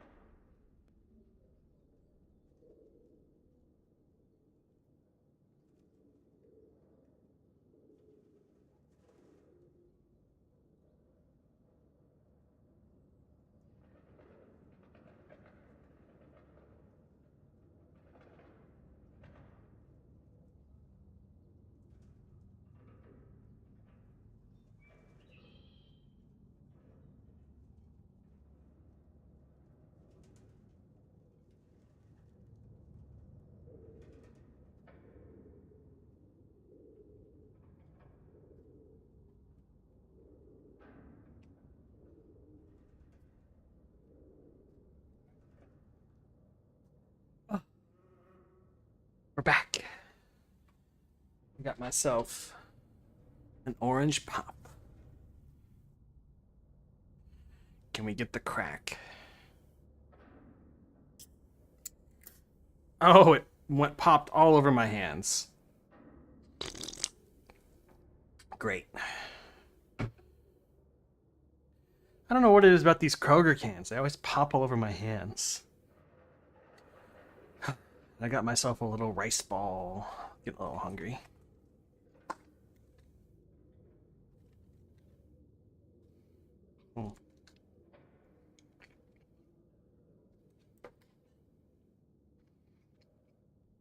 Okay. Now we'll explore this creepy place. Hallway is blocked by old wind panes and debris.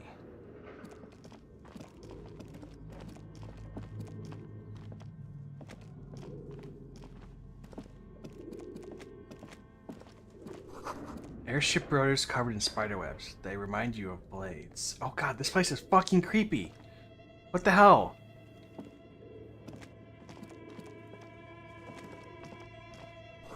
Naked medicine torso, a strange yellow color. Blue velvet, soft to the touch, moth bitten.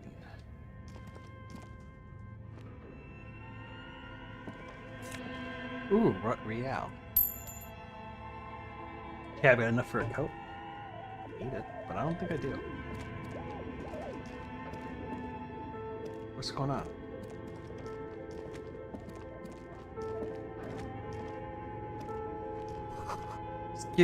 Skis with slipstream painted on the laminated top layer. Steel rotors bearing a slipstream logo. What's this? Production schedule filament memory. I don't know what that means. How the animal stare at you in the dark, stuffed and mounted.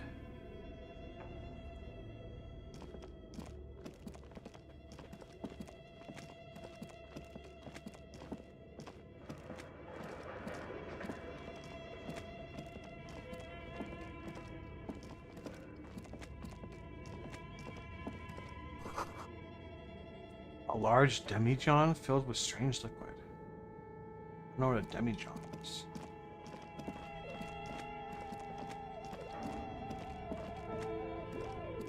Your flashlight slides over an old green chalkboard covered in scribbles, sketches, and schemes, like some ancient cave mural. Some of the writing has faded with age, but you can still make out sections here and there. Photos and drawings have been pinned to the board.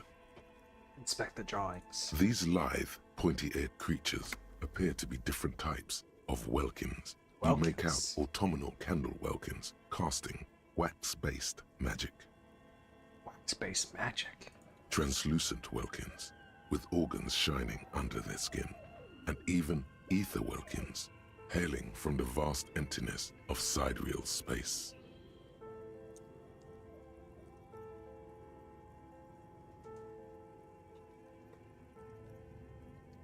This is crazy. Is this a whole fantasy fantasy race built into this game in this one room? Who are all those creatures? Fantasies of a tortured, feverish mind?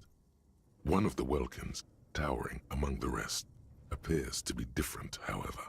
Examine him. It's Vara Hamira, a high welkin, his face white and scarred like cracked marble. This is clearly a Welkin supremacist. The note says, all non-Welkin races will be purged. He's just like our friend, a measurehead. The Haldor, the Twarg, the humans, and even headless men, all of them, purged.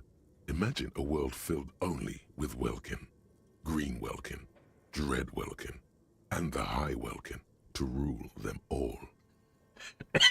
Is this Lord of the Rings? An inordinate amount of time has gone into drawing these little Welkin creatures. Why are you going to spend so much time on this? Who are these creatures? Who drew them? Are they real? I have so many questions. One of them is a Welkin supremacist. Some people really like building a world, I think. Even if it's just for a game. I feel like they're talking directly to us. This looks like concept art for a project. It's not really real. One of them is a Welkin supremacist. Mm-hmm. Political commentary. That one has a great beard, too. The lieutenant nods at the Welkin's facial hair. Well, this has been educational. Let's move on from the Welkins.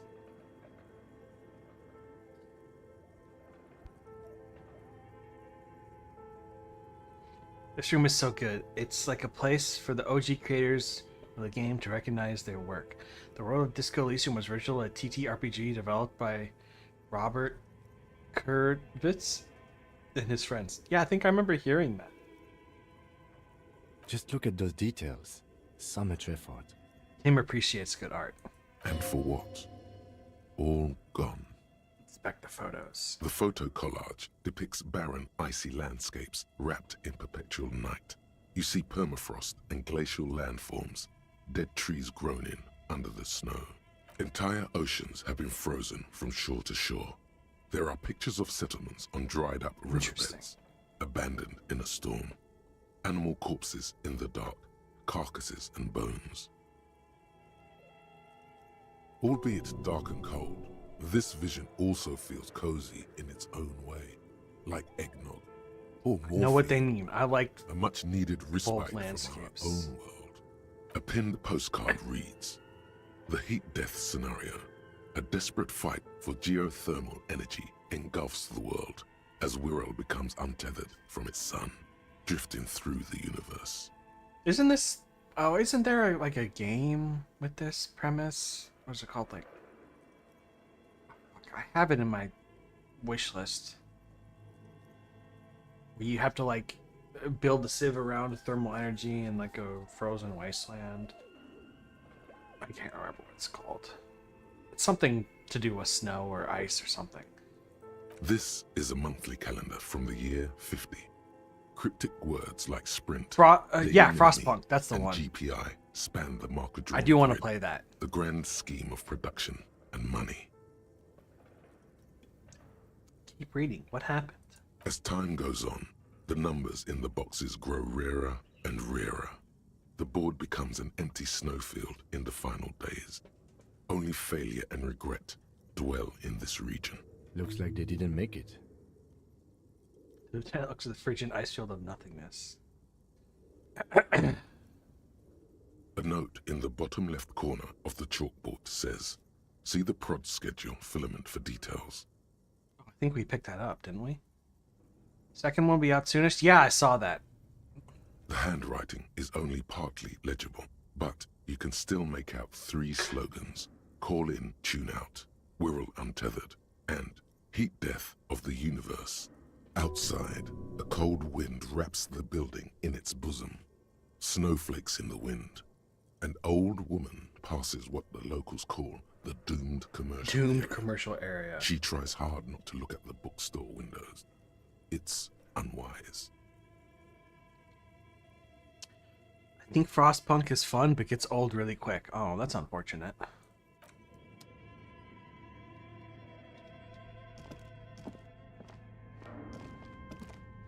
This appears to be some kind of machine with a cube-shaped heart and a wired framework. The keyboard has a rectangular on-off button. A piece of paper. I'm guessing we put our hangs from the filament in printer. there. A radio computer. Just sitting here without anyone inside.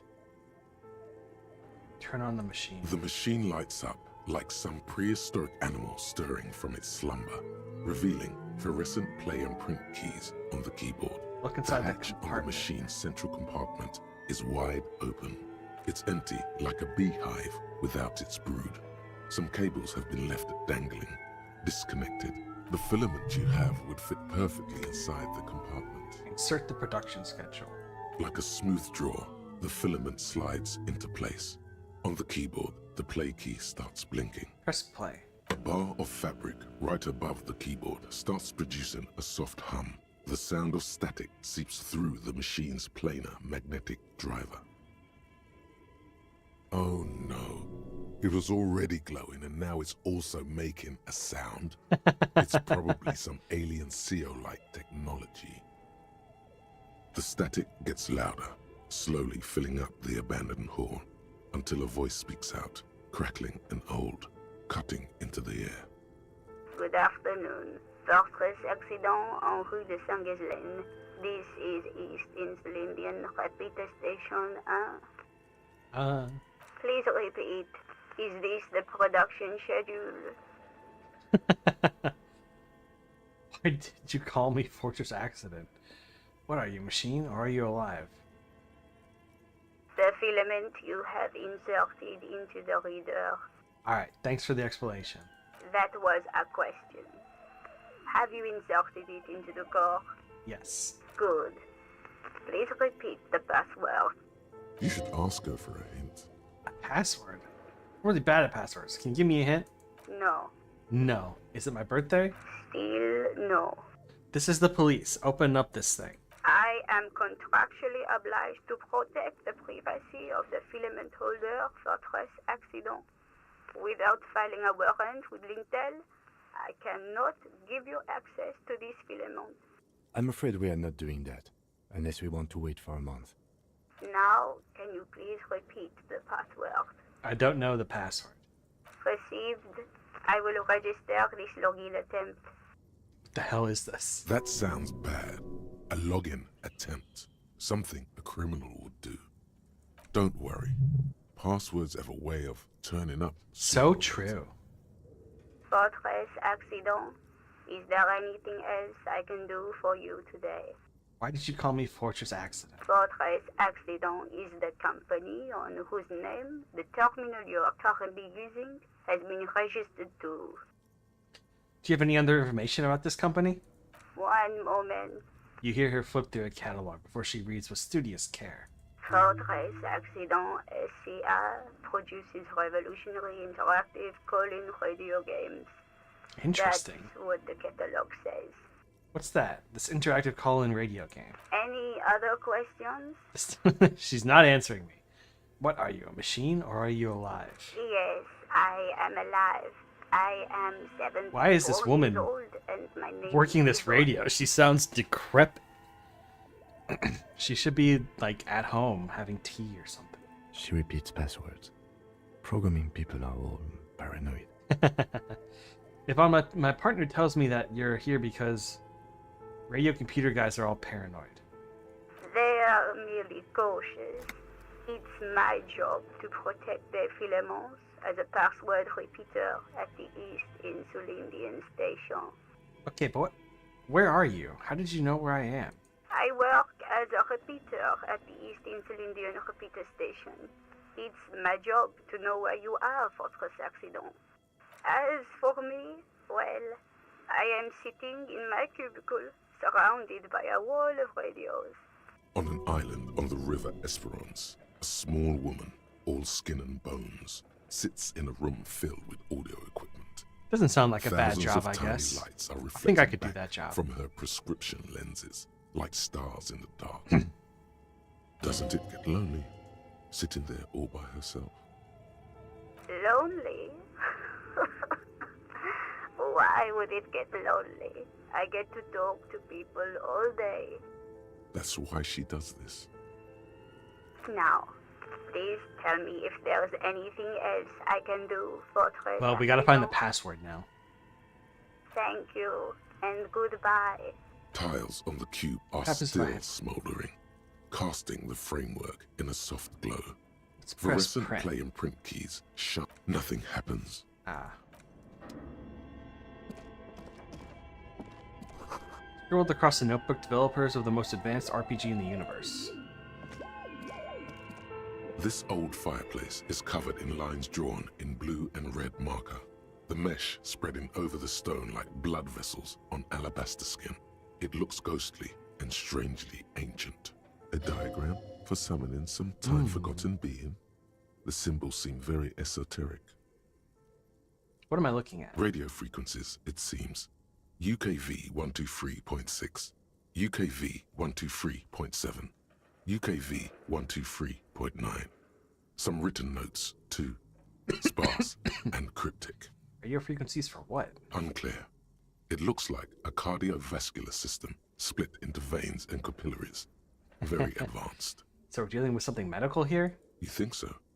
The web is comprised of radio stations, all lead back to one red heart, titled the Game Master Frequency. Game Master A note says, this one can listen in on any station it wants. Looks like a surveillance program. Wait, who's the Game Master? Someone very important. The leader of a massive on-air game built by these people. Oh, on-air game. Interesting idea. If it's a game, then who's playing? Whoever decides to call in to a call-in station, it looks like. All Like of an this is ARG, gone, huh? left unrealized. My God. It's as if the less money they had, the more ambitious their project became. That's how it always goes. Why do you say that? The schedule. I know doom when I see it. The company was running out of funding. What else? Nothing. It's just lines on marble. an echo from times long gone. No one has used the fireplace in ages. This old fireplace, a diagram for some... Let's open the door. Okay. What do you think is going on with that computer, chalkboard, and fireplace? Looks like an undercover counterintelligence program. It's just a failed business. The only question is, what the hell are they making? No, that's not it. I think... The lieutenant steps back, steepling his hands. It looks like one of those popular pen and paper role-playing games. Only these people were trying to automate it.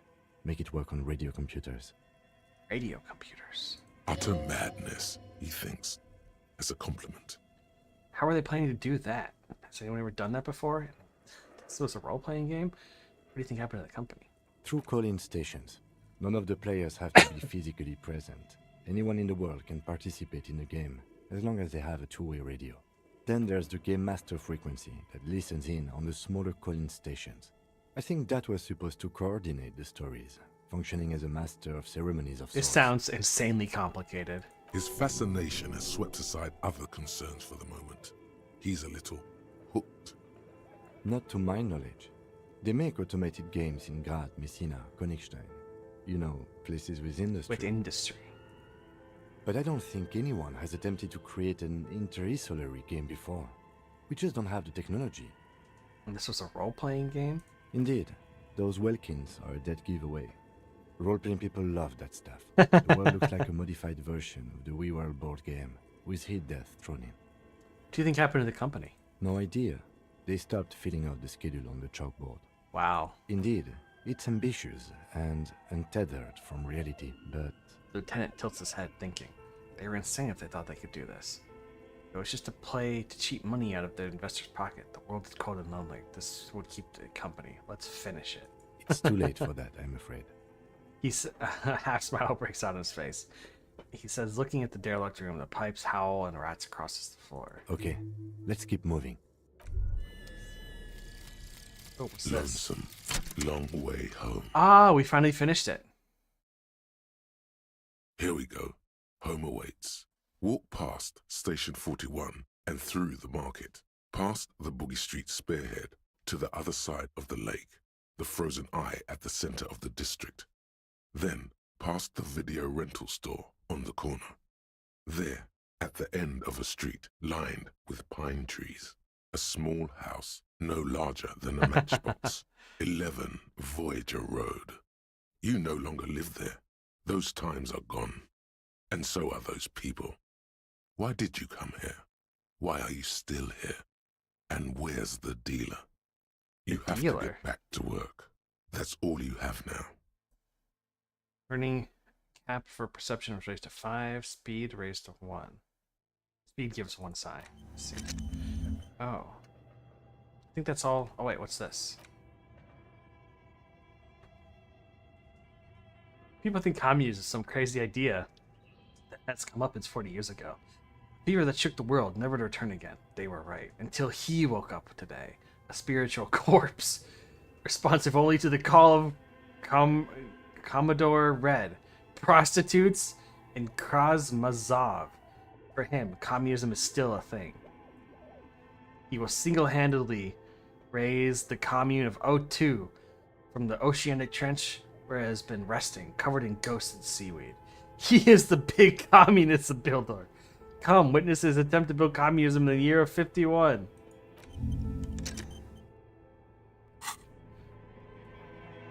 Oh, we're going outside. Oh, somewhere else now. Look at this fucking bear. What the hell?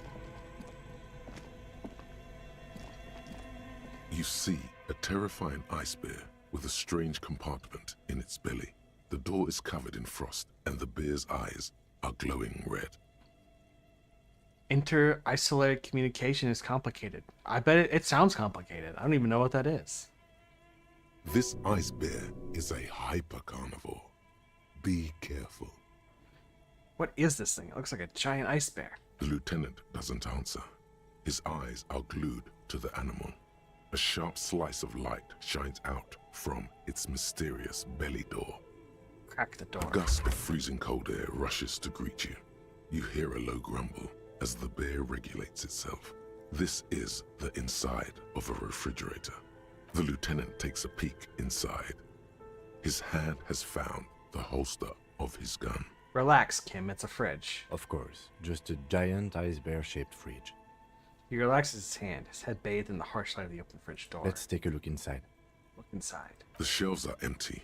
All you see are crumpled ice cream wrappers with the brand name, Revachol Ice City. A handwritten note has been attached to the door.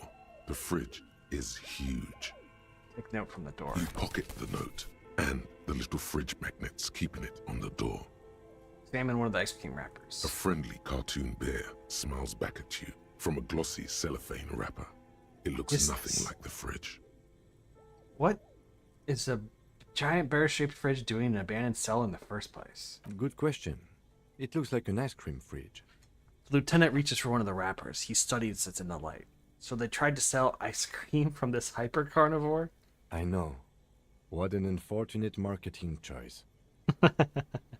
What is even worse, the bear is still costing them money to this day. The lieutenant points to a red snaky cable running to the fridge. The fridge buzzes with energy. The electricity bill on this thing must be catastrophic. Close the door.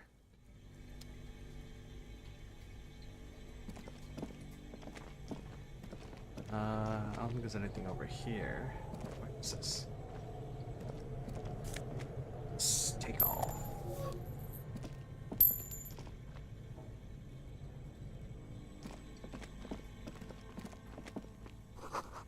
Ice cream maker, defrosted and unplugged.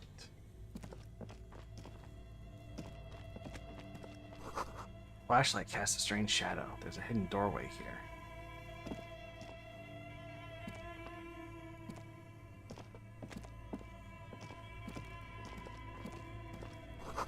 Two rusty rifles are hidden above the piping. They look inoperable.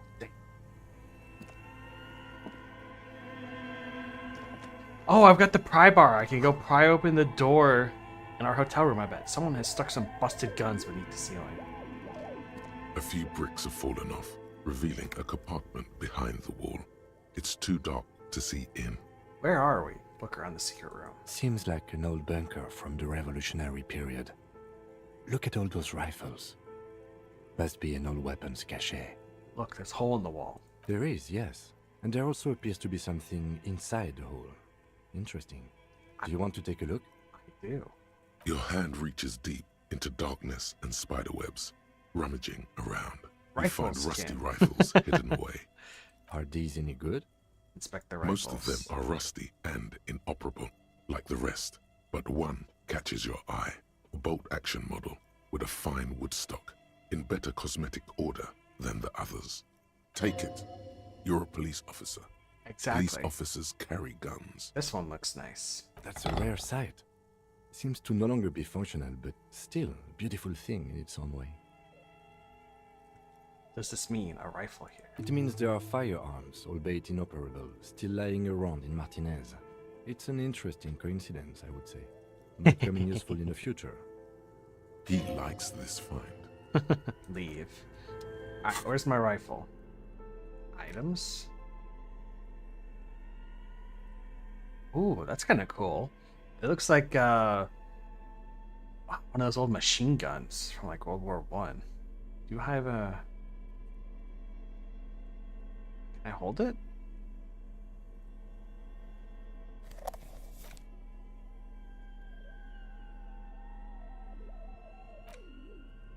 No, I can't hold it. Oh, maybe not yet. Maybe I gotta...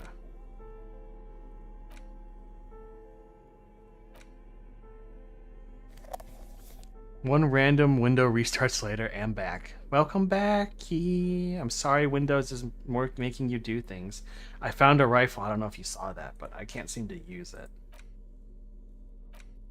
Oh, it's broken. A broken Belgrade from ages past. It's 4-shot bolt action military rifle with a wooden frame.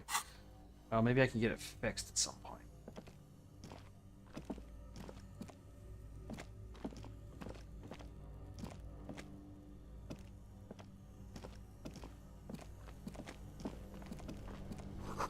Frozen ice cream maker that's still running.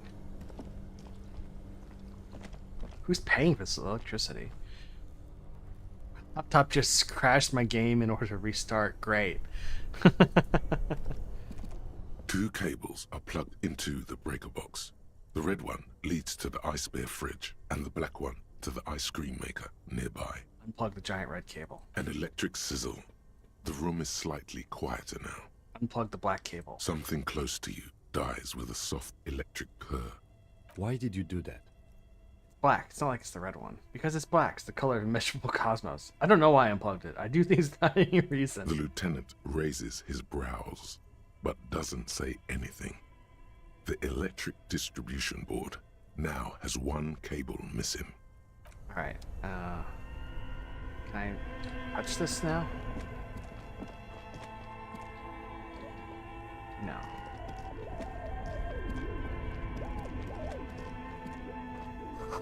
Intercom wires running to the breaker box.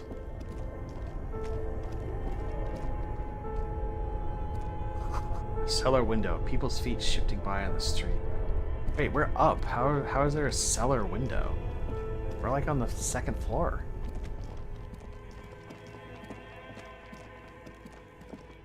Did anything change with this? The bear's eyes are dead and empty. Ice inside the fridge slowly melting. The power has been cut off. No. I'll go plug these things back in. Why not? Continue. Ready to just save. The wall collapsed. It's inaccessible now. A thick layer of coal dust covers the furnace, coloring it pitch black. Looks like this furnace has a face, and it's a face of agony. Kim, what is this thing? Is it a furnace? Looks like it. Looks like an old central furnace used to heat the building. It's connected to the chimney. He opens the door and gingerly peeks inside. No one has used it in ages. No signs of any recent fire. Only dead rats. Look inside the furnace. It's dark and grimy here. In the darkness you can hear chatter. It's coming from above. A voice or several voices talking to each other. Near the smoke chamber, upstairs. What are you doing? I'm hallucinating. I hear the murderers of the hangman talking. I'm not sure, Kim, but I think I hear people talking upstairs. Wait, really? Take your head out of the chimney, please. It's not safe. It feels safe to know that the lieutenant's got your back, now and always. This sounded real, not imagined. Kick it with your foot. A hollow ring echoes through I don't the know why furnace. I did that. Your toe Oh shit, I just lost 2 HP. I didn't think you'd kick it that hard.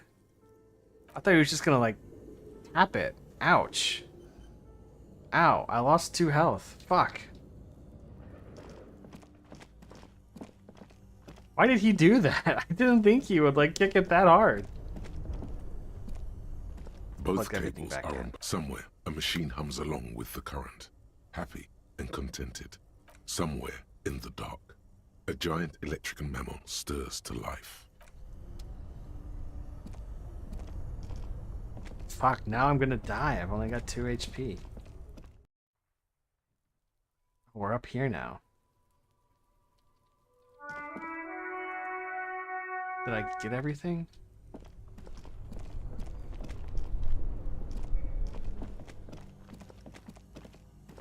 Guess so. Okay, let's go back to my room. Take the flashlight out of my hand.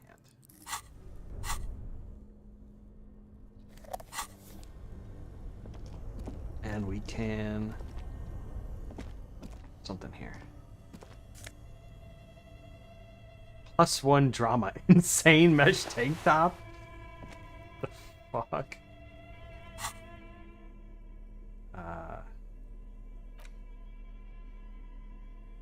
Where'd you even get that? No, really. Who put that in the drawer? No further comments. We're at your own risk.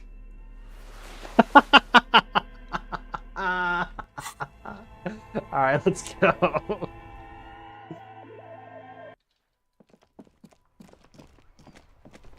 I definitely look out of my mind right now. Also, I think we could go look in the, close for the winter. What? Oh, this door. Faction. I think we should be able to get into the kitchen now, but let's go check my room first. The clothes will get worse. Hell yeah. That sugary black rum stain on the counter makes you teary-eyed with joy. It's almost touching how syrupy and sticky it is. How long have you been up already? 2 hours? Pretty long. It's drink o'clock. Attaboy. It's coming back to him. You had your mesolimbic reward pathway worried there, not thinking about drinking all that time. It was like you weren't yourself. I've been secretly thinking about it all this time. Actually, should I be thinking about this? Looks like drinking hasn't turned out too well for me. Now that you mention it, I do need a rum and lemonade. Oh, ew, rum and lemonade? That's disgusting. I'd love for Garte to serve me up a beverage. Forget about the bar. Or don't forget about it. You should totally try to get a drink there too. But first, you should lick that stain off the counter. Yeah, man. Let's get wild. Lick it, but only a calmly. little. The lieutenant looks out of the window. Then to you, licking the tasty rum. What are you doing? Investigating. We should move. A real drink would go well with those cigarettes you're looking for. That's a great combination. I still haven't found the cigarettes. No, go up.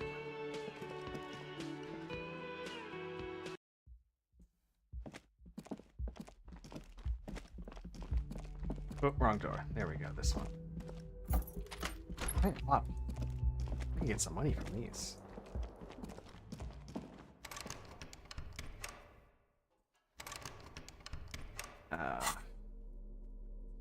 Tools. Pry bar. Oh, it doesn't work? Man, what's the point then? I'll pick up the bottles at least.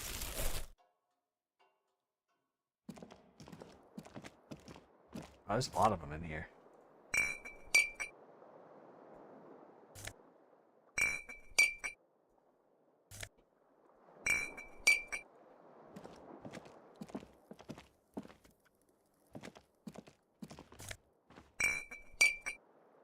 Can't pick up this one?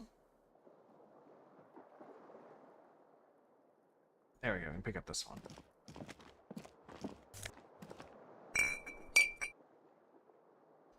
What am I going to do with this pry bar? I thought for sure I'd be able to open that.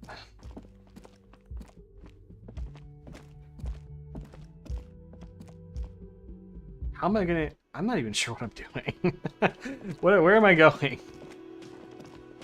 Gotta get past the gates. I do remember that. Dishes are drying. They smell of chemicals and pine trees.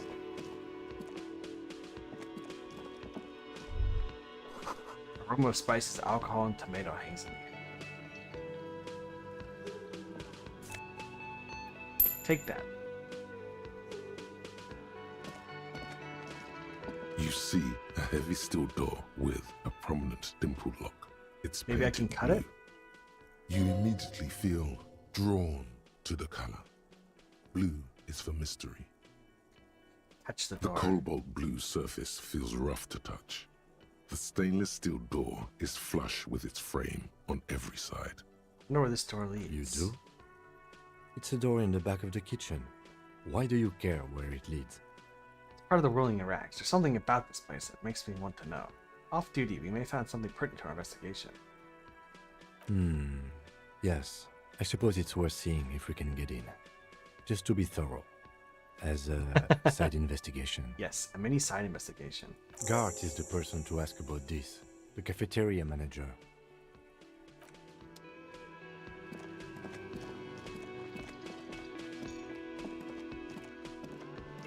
Can I help you? It's about the money I owe. I need a drink. Can you pour me one? Gar, I saw another thing at the whirling. Another thing. Great. I love those. I saw a sign in the mess hall that reserved for Union. The mysterious blue steel door in the back of the kitchen. Oh, yes, that door, sure.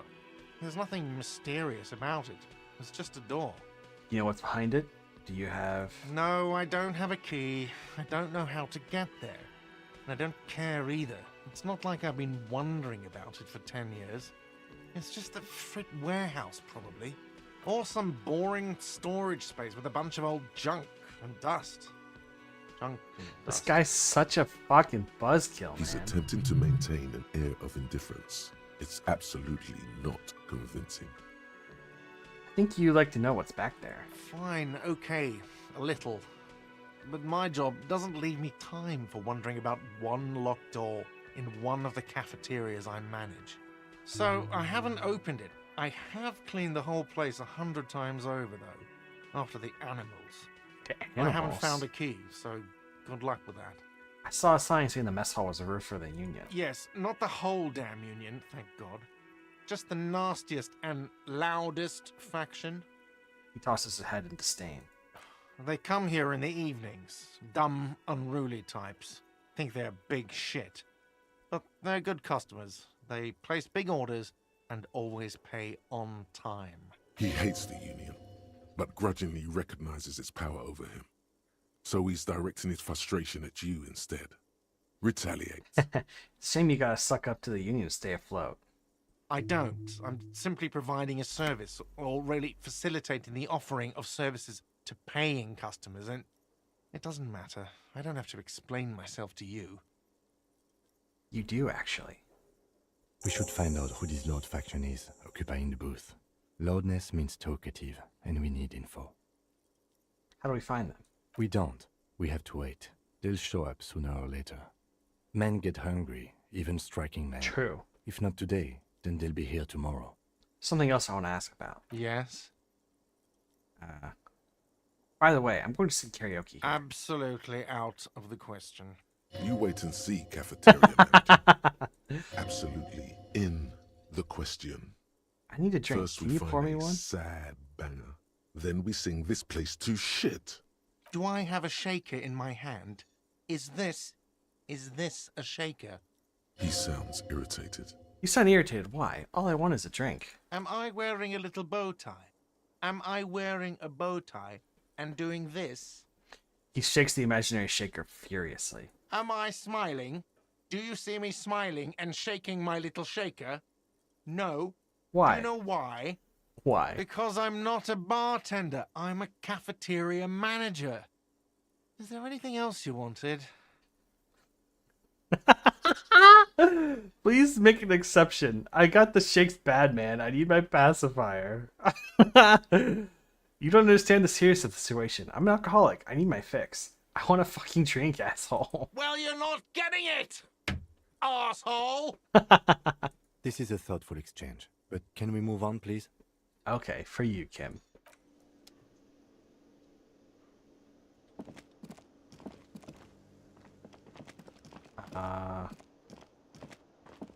Come on, where is this guy going?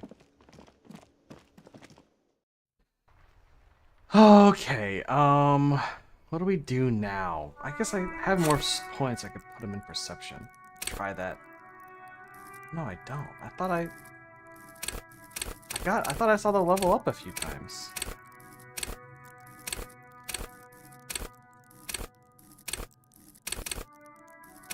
Shit.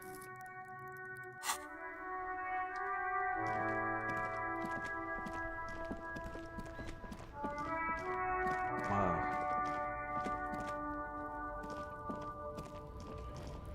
Oh, I got some bottles. I'll turn them in.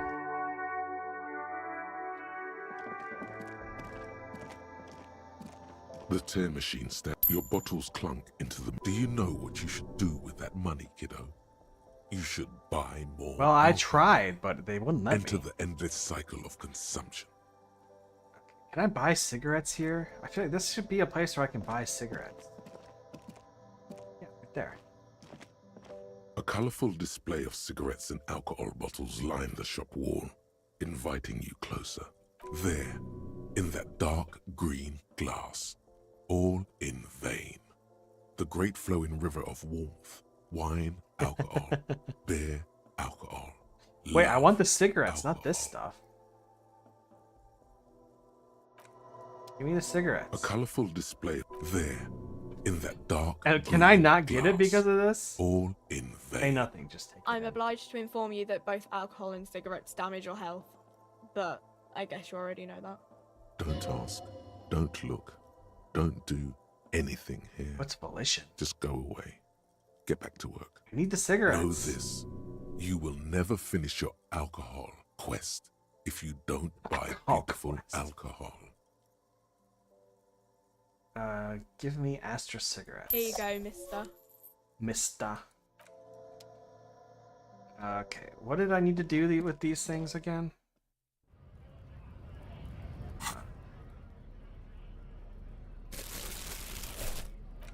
-1 health. Wait, it's gonna damage me if I smoke them?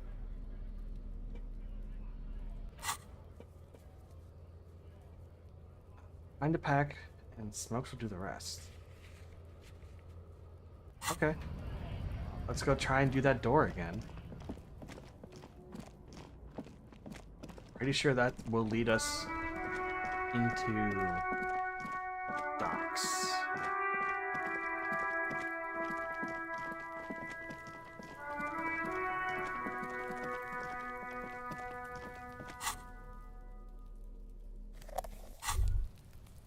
There it is, a brave little army in your pocket. The 1st Smokes platoon. 20 brave souls standing in salute, ready to step into fire for you, sir. Pull one out of the pack. You picked the best one. This soldier is fat and succulent. What is with these descriptions? What are you waiting for? Light up. Re-become yourself. Oh yes, Bratan! Please light up! You need a troop of I forgot about the adrenaline necktie. right now. Calm your shit down. Go to Pleasureland. Become a genius. Light it up. Get a load of this rock and roll cop here, people.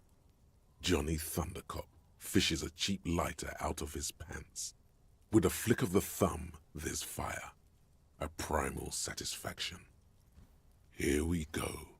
Dip that bad boy into the flame and breathe in. Thick, warm smoke Fuck, I'm gets about to sucked die. down into your lungs. Immediately, you feel a warm nostalgia. How do I heal for your myself? health, body, and soul. A nostalgia for yourself. The man you were in your youth. Johnny Thundercop is back, and he's chill as balls. In the bottom right corner of the screen, there's a cigarettes button. And Cigarettes gives +1 to intellect skills. What happens if I... Logic, rhetoric, conceptualization... Can I smoke visual myself to calculus, death? Encyclopedia, and drama. This is good before a white check, but damages your health. Can I do this again, please? An inconspicuous pile of the roofing material. God damn it. I can't say while this is open, I guess.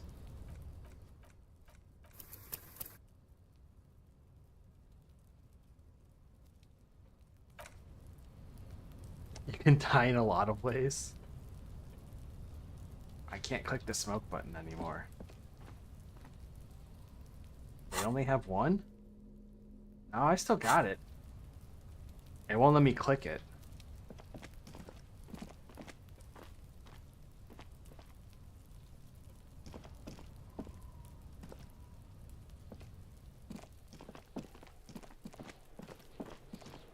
Oh, right. Okay, so I've got the intellect. I think I can go talk to Measurehead and maybe get past You him see now. a set of tire tracks in the brown slush that covers the plaza mosaic. What kind of vehicle drove through here? Hard to say. Your vision is blurred and you're having difficulty concentrating thanks to your relentless hangover. Well, might as well roll for it. The tire tracks were left here by an unknown event that took place 8% check? It's a message, written in the language of burnt rubber.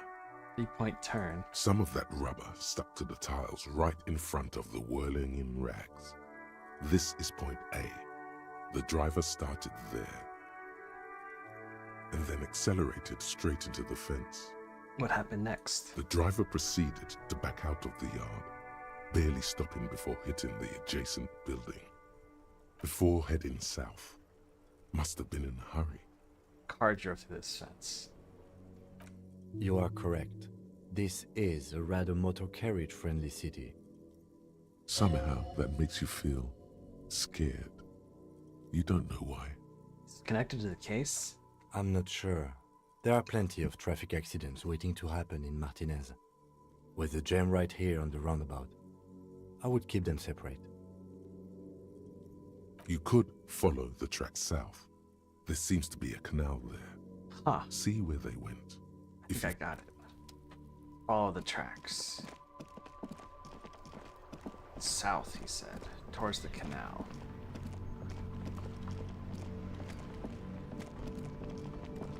Maybe here?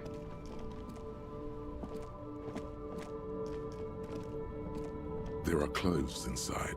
Cheap second-hand clothes, smelling of strangers' body odors. Don't be shy.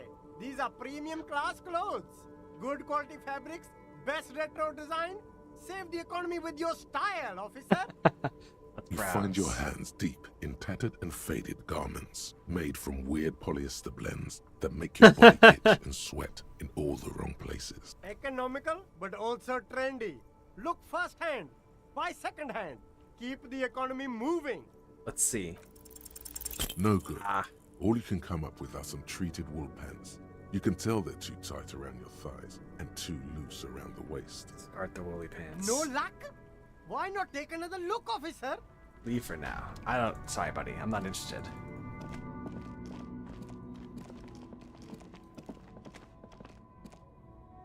Where's the canal?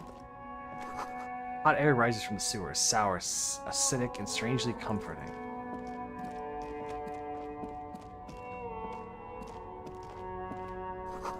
Helpline to the company that controls the drawbridge.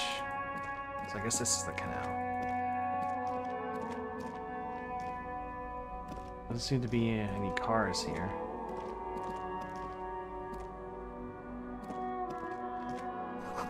Water lock out of order until Wednesday, 7:15 a.m. Wait, back this way. I thought I saw something. Butter sign down. A crumpled billboard reading, Samaran butter soaks in the canal. Two ugly lines mar the bright countenance of the blonde boy depicted. Attempt to reconstruct what happened here. Just some tasteless advertising at the bottom of a canal. No use rubbernecking now. I'm guessing this has to do with the car, but... well, that was a once-in-a-lifetime role. And it wasn't on anything that mattered, so... Hey, what the fuck is this place? It's not often that I see officers from the RCM in my pawn shop. What can I do for you? His courtesy is not insincere, but he prefers being alone with his projector, just watching the movement of light across the walls of the shop. Shake your head. It's shameful. How insufficient the police presence in these parts. I haven't had any problems myself, though some of my customers have complained about inconsistent law enforcement. Who are your customers usually? All kinds of people come through here. Locals, travelers, people looking for a deal, people looking for a keepsake. People who are terminally bored. Terminally bored, indeed. As you can see, I have a wide selection of goods for everyone to choose from. This business plan is all over the place. You specialize, zoom in, recapitalize. Quite the collection indeed. Typical vacuous consumer objects. Honestly, I think some of your selections are more tasteful than others. It keeps me entertained. Unimpressed with your snobbery. Entertained? He might be high. If he is, on what? Is Roy high? And if so, what is he high on? Feeling warm and enthralled We did by it! the movement of light, while the mind continues to race forward. Lucky bastard. He's probably on Prolidon. It's tough to come by on the street. Prolidon? What is that? A drug developed by the military to treat and prevent radiation sickness. It has psychedelic side effects, and it makes your eyes turn yellow. Sir, could you take off your glasses? I'll have to check your eyes. Get straight to the point. Sir, what does man get pyrohilid these days? How would I know? There's a note of indignation in his voice. Interesting. Those triangle patches on his vest, you have a feeling they mean something, like they're similar to the halogen rectangle on your jacket. No judgment, just curious. I probably did loads of pyrohilid before I lost my memory. Chill out, man. I'm a chill out cop who just wants to know, who just wants to have some of what you're having. I've had to take it. You know, since the People's Pile cleanup. I was with the Emergency Relief Brigade. He's taken it for mental and emotional, not physical pain these days. The People's Pile? What's that? A bad idea. Some poor leftist built a particle decay generator in hopes of bringing affordable electricity to underserved communities. It malfunctioned. Radioactive waste everywhere. Probably some of it in you, too.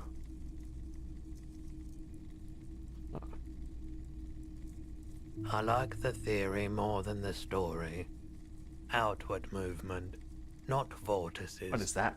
Yeah, you gotta get in. By the way, on those do you happen to have vortices, any my man. guns? Like the ones carried by cops? Someone else came here earlier today asking the same question. I promptly sold her the gun you pawned a couple days back. We pawned our gun? What? Sold? The lieutenant shifts from one foot to another. Alert. At least now I know where my last sidearm is. Let's talk about something else. Wait, I sold you my gun? With Kim here too? That just sounded really, really bad. You were adamant about getting rid of it, officer. Said you were undeserving of a service weapon of the Revachol Citizens Militia. And I don't like keeping guns around the shop for long. Off the charts photon emissions. The unhealthy kind. He's not telling you the whole story. It seems he's trying to spare you. Well, probably has a good reason for that. Fire policeman? She didn't seem like a policeman. Although she kept referring to herself as a pig, which was odd. I found her interest in the gun a bit obsessive. But I was just happy to get rid of it. And her. of her. Truth be told, she was terrifying. Terrifying woman. Right, so let me get this right. You sold your sidearm, issued by the Citizens Militia, and now a civilian is running around the streets of Martinez with it? Miraculously. His face does not reveal what's happening inside. There's only one explanation. She must be one of my rabid fans. Maybe she's a vigilante. Wants to prove she's out for our job better than we can do. I don't like it either. What if she intends to commit a crime and blames the militia? I'm sorry I sold my gun. Yeah, it's not good.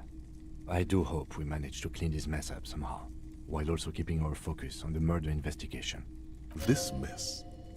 He means your mess. Any idea where I can find this buyer? My apologies, officer, but I have no idea where she was coming from or where she went. A needle in a haystack. There is nothing you can do about it now. Of course. Oh, what was that? I just saw something. Probably about the gun. Track down your gun. Keep looking. Maybe someone else knows something. Track down your badge. It's unclear. Miracles happen. Explore whirling secret passages. Oh. Who is in that union box? Alright.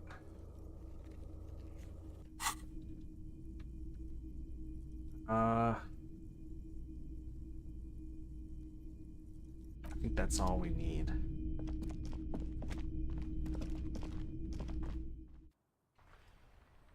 Okay, I got that intellect boost. So maybe we can go talk to Measurehead. I think an intellect boost was something I needed to get through him. I don't recall.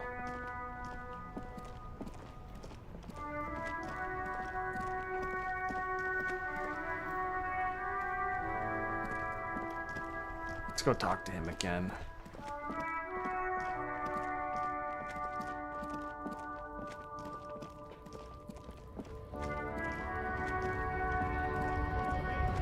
Who else would know about my gun? I need to find that.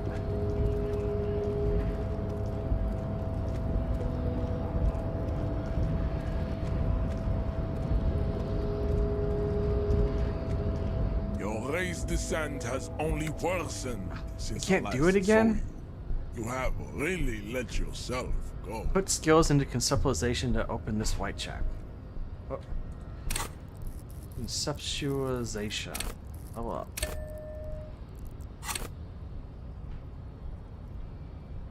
Can I smoke again? I don't know how to smoke again.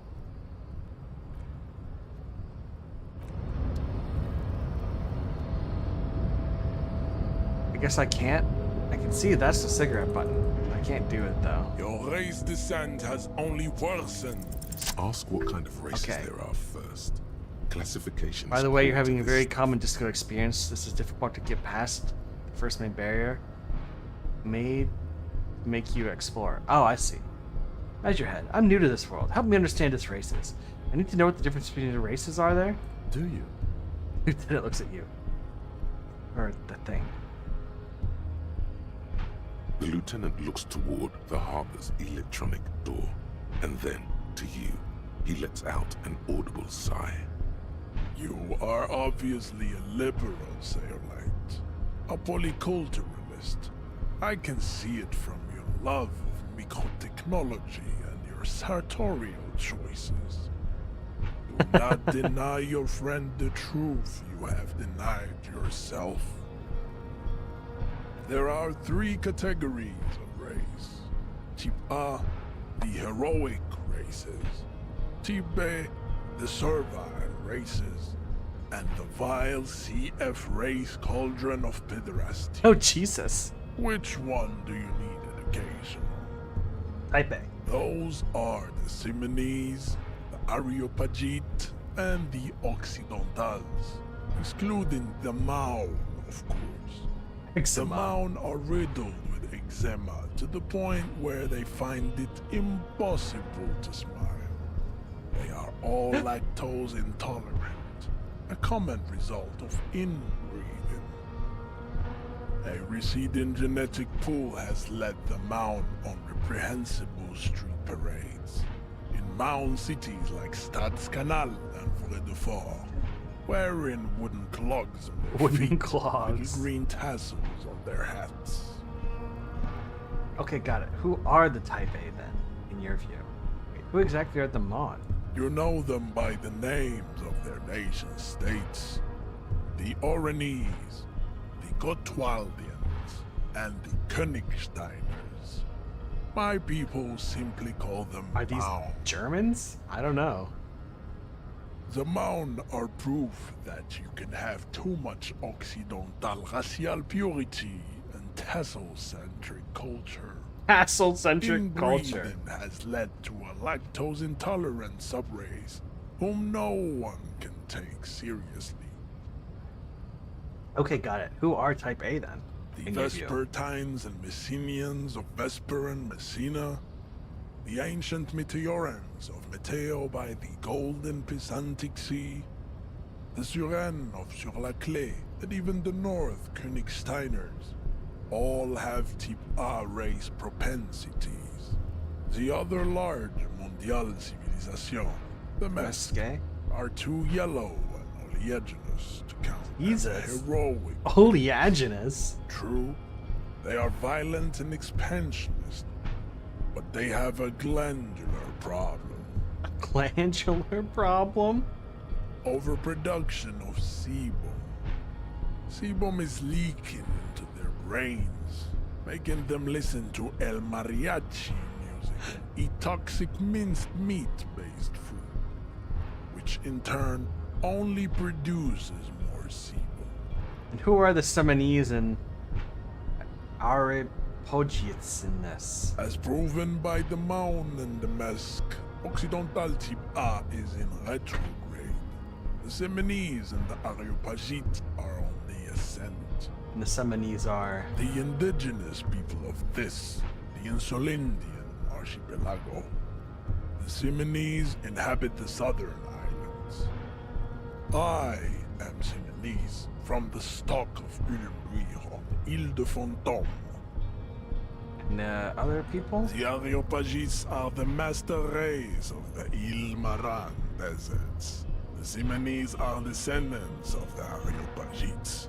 We came here during a heroic migration from Il Marat to Ansulan. I like how all his text is in uppercase, even though he's not very loud. Lactose intolerant Maun occidentals discovered this place.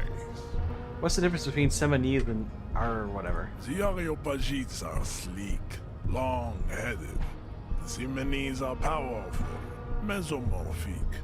The former is an immutable progenitor, unchanged since the Super Isola of Pericarnas. Slender skulls. Ancient brain. What the hell is this? Slender skulls. He falls silent, contemplating the beauty and mystery. The latter is perfected and adapting. Together they form the Simeno-Areopagite, or Simeopagite super race. That is all. There are no more type A races in the world. Nature was not capable of more. Race theory, thumbs up. Type B. Type B are the unheroic races, amorphous non-competitors of the great race. The Khoikos and the Vacholiers, they are mud-colored people. Mud-colored? To an untrained eye, the Khoiko appear white and pinkish, like a ham sandwich. But look into their eyes and you will see. They are of a distinct muddy color, and so is their skin. Unhealthy, sweaty, and ashen. Pinkness is a racial quality that has to be earned through centuries of advanced ballistic warfare. Ballistic warfare? Cultural domination. What is this guy talking glad about? people have undergone for drinking alcohol and smoking the degenerate tobacco. And for eating potatoes? But potatoes are delicious.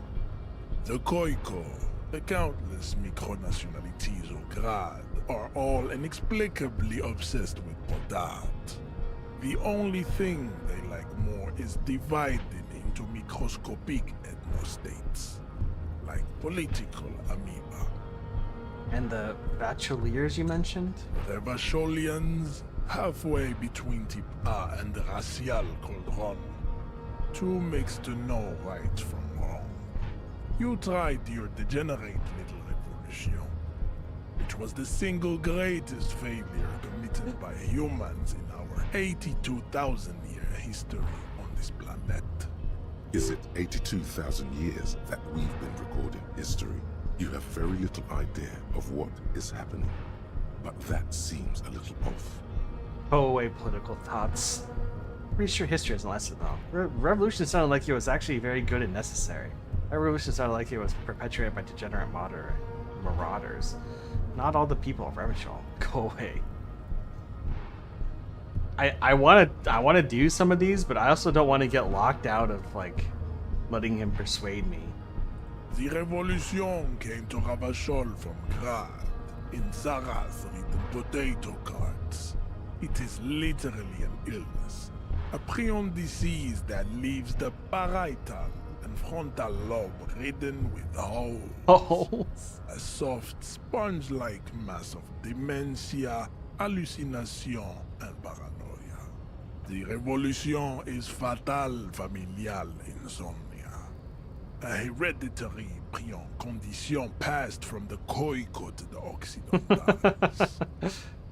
But not sexually. Probably through trade routes and Potato acid? The prime component of the potato plant. Enough of Tibet mediocrity. He nods, satisfied with the outcome. The vile CF race cauldron of pederasty, please. Tips CF are a museum of failed chimeric experiments and tragic maladaptations.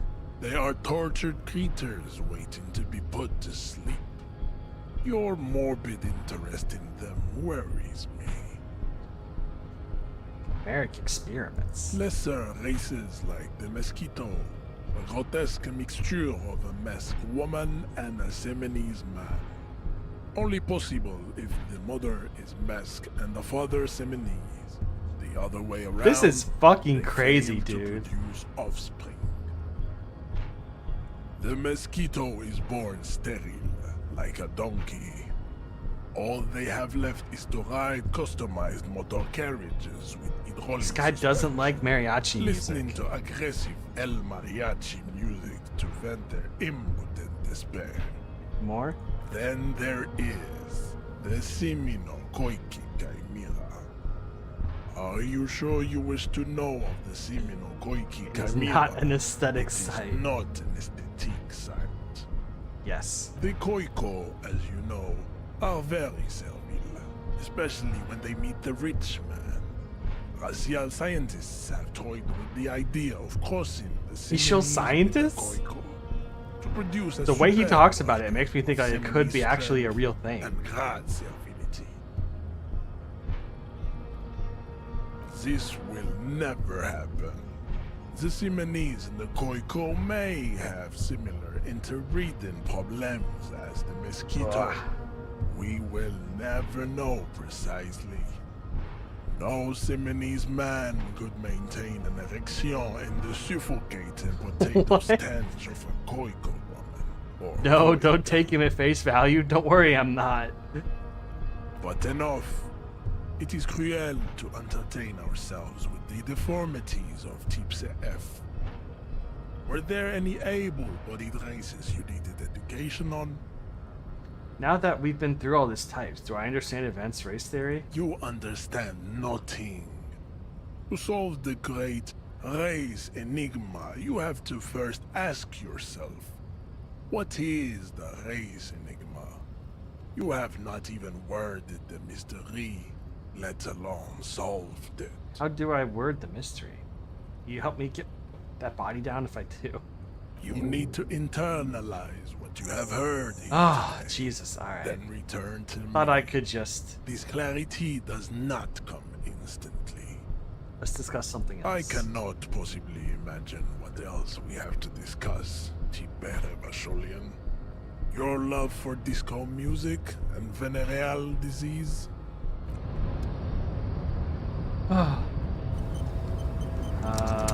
Let's see.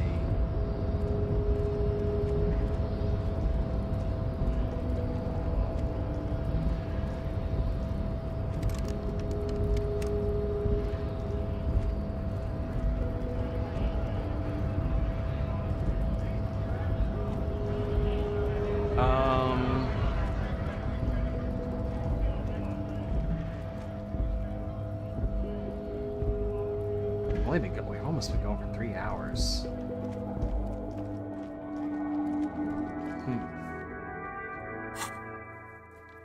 Getting the body down, access the harbor, and ask for Claire's help. Well, that's what we're trying to do. You gotta start the thought. Yeah, I know. I'm gonna start the thought. Where is it? Oh, there it is. I gotta stop this one first. That one takes an hour 40.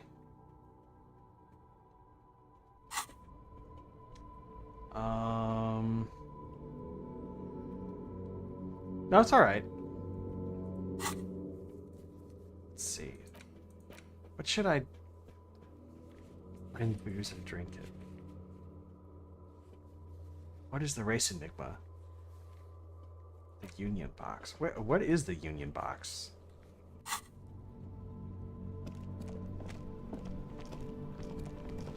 I rested up and some stuff could move my setup to their house. Yay! I hope you feel better after getting some rest.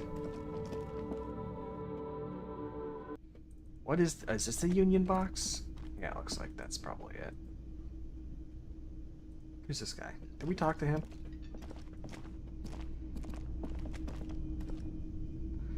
It's all about the money, you know. Oh, okay. That guy's not helpful.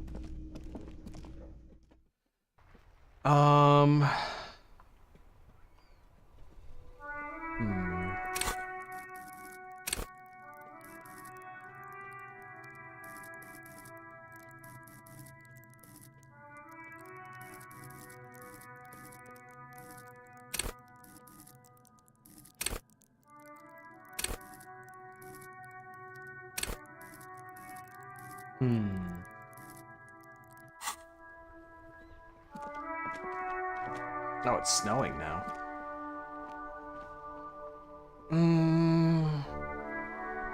Sid, what do you think I should do? What should I concentrate?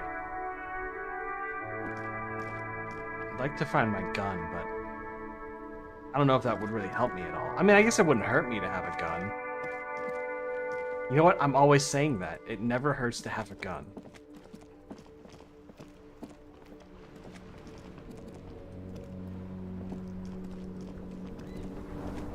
Oh, more people. Tire tracks leading onto the roof.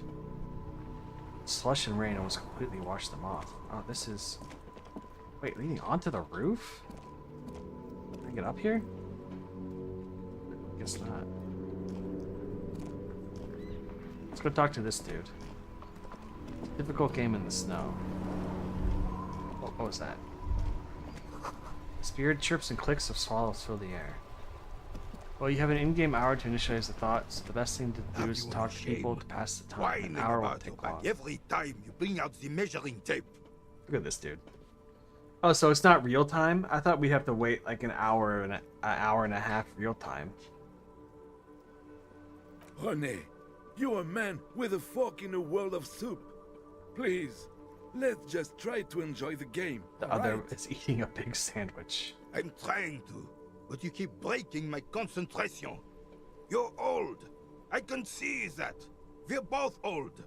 Now stop grabbing your ass like it's a girl. These manly men are playing balls. This is a ball game. Grab a ball and play it. Don't ask questions. Shoot first. Ask questions never. Shouldn't I ask what the game is first? No, you got this. There's the ball. You're the game. Alright, 72% chance. Yes. Okay, we succeeded.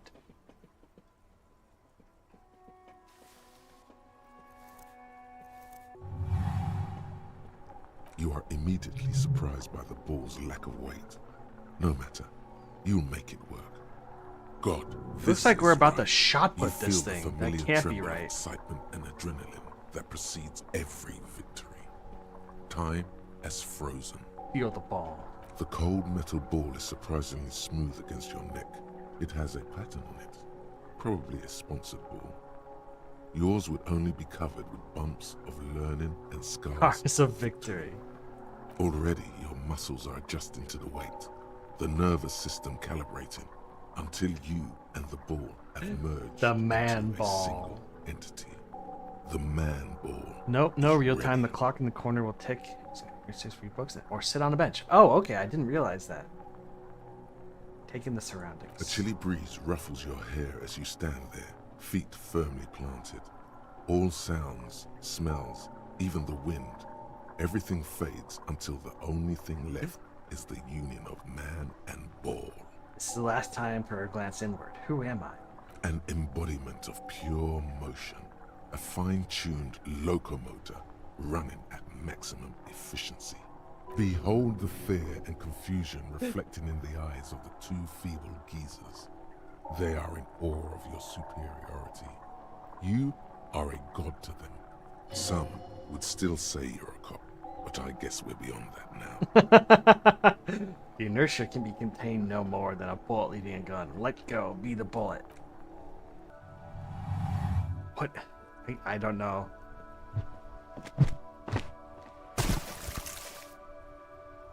It was a shot put. Okay, we have a shot put with us. Bordel de merde! He's mad. I knew that couldn't be right. This is bocce. I can see it now. There's the little ball. The big balls. What the hell is your problem? Not a weak right triceps, that's for sure. I don't care if you are a cop. You do not just ruin someone's game. It's so goddamn disrespectful. Sensing anger, and I don't understand why. You vandalized our game, son. We can't play pétanque with 5 bull. Sorry, not a mistake. I thought it was shot put. Well, it damn well isn't. It's pétanque. You ruined a pétanque game. We want our bull back. Take it easy, René. This is just a misunderstanding, isn't it, officer? No I harm do have done. that, Of course there's harm done, you orange slug. You are as a goddamn bull. I don't have a bull, but will this do? Will this... No, it will goddamn not. Thank you, officer. This is really something. Honestly, I think it's better than our old bull, even.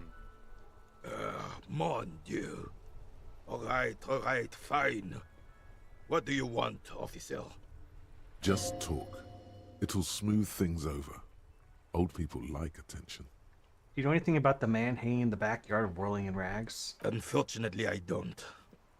Unlike most of the locals, I have no qualms about assisting law enforcement.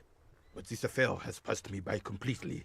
And most of the locals? In Martinez, the union is the law. So can you really blame them? But you don't have a problem with cops. Cop is a pejorative term. I don't have a problem with policemen. On the contrary, I admire the effort to bring order to our streets. So again, you don't know anything. If I knew, I would not be afraid to tell you. I simply don't. I'm an old man, not a coward. The daily business of the riffraff no longer concerns me. This is a man with a lot of past, but little present, and almost no future. I saw a statue of Felipe II near the roundabout. Ah, yes!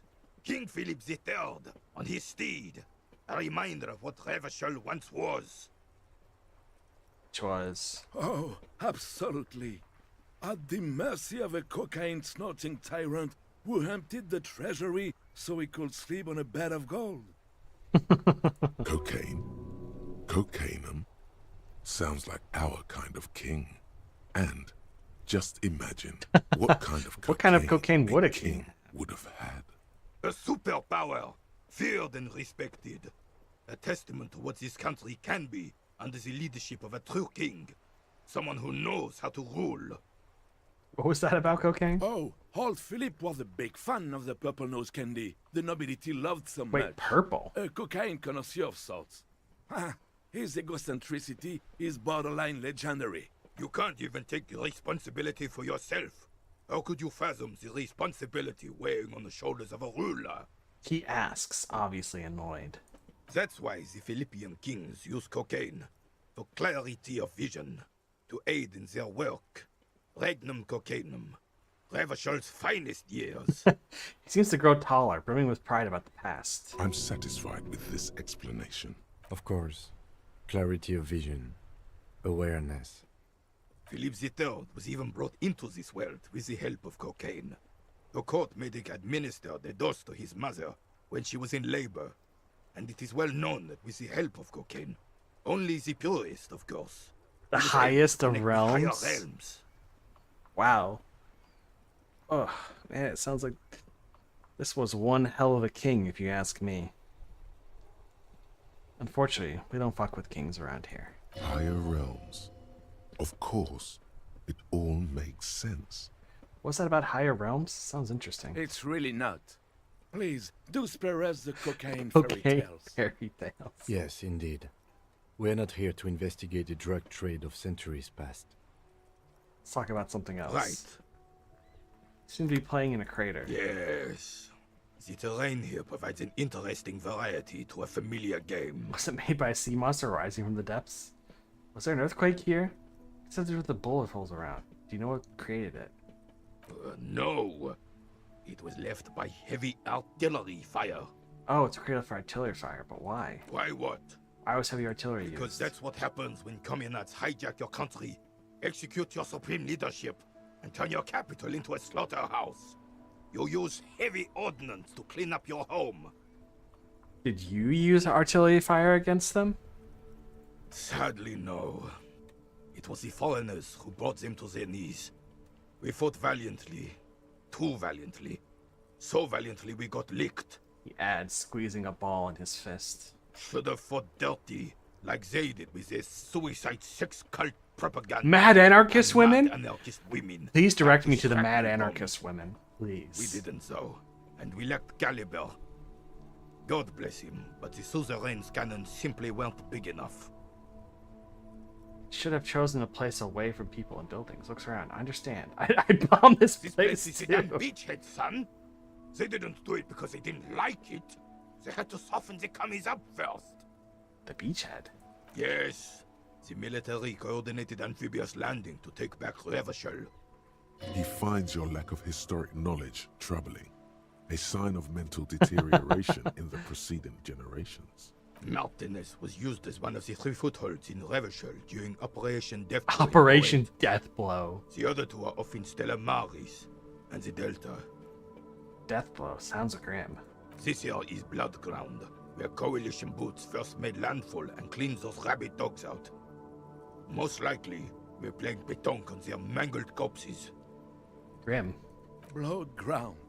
You got old René going there. Like he isn't hungry enough already. Ah, explains all the war damage. Damn right, son. They laid the fire of hell on the city before they stormed it. And it worked, too. There's a strange gleam in his eyes. He approves of this radical approach, knows it was necessary. The rest of the city got cleaned up. What is happening? Martinez they keep as a monument. And now the Union Socialists are practically running the place. I don't see it. Am I missing it? There it is. What is this? Let the body take control. Threaten people. Well, it's your own damn fault. You, we, the coalition, Revachol, whoever you want to blame, never finished the job. Officially, the party never surrendered. Of course, they still all influence. You don't even begin to truly understand the players on the table, let alone the specific circumstances surrounding the... Foreign powers cleaned up our mess and now they rule What us. do you think? Communists just don't understand how money works. This is how it should be. Soft socialists paving the way for the hard working class.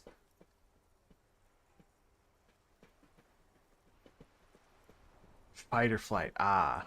I'm sorry it had to be them.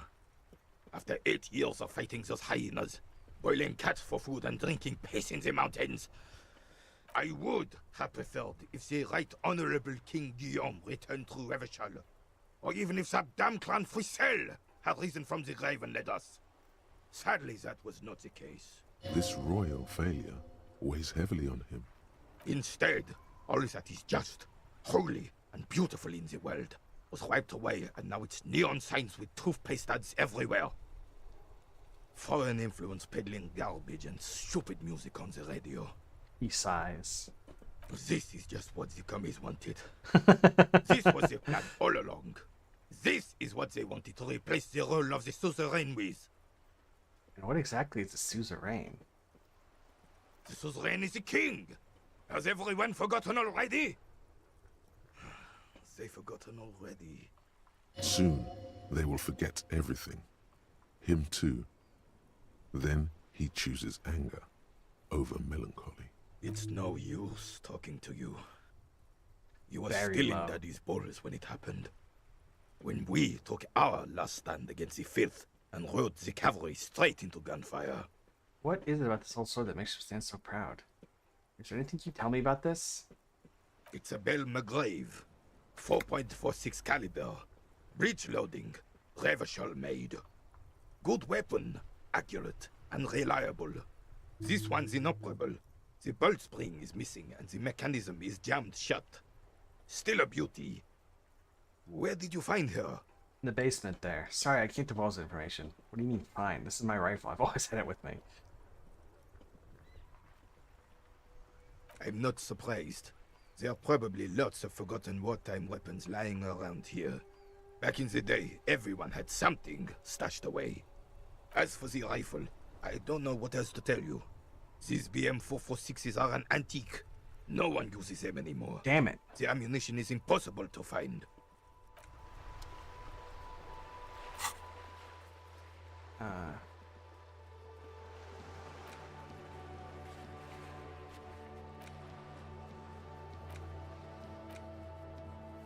Something she wants to tell you. May have to send her with the badge to here. Yeah, okay, where is my badge? I guess I should be looking for that. It's unclear How you should go about finding a tiny piece of plastic in a world as huge as this. That's not very helpful.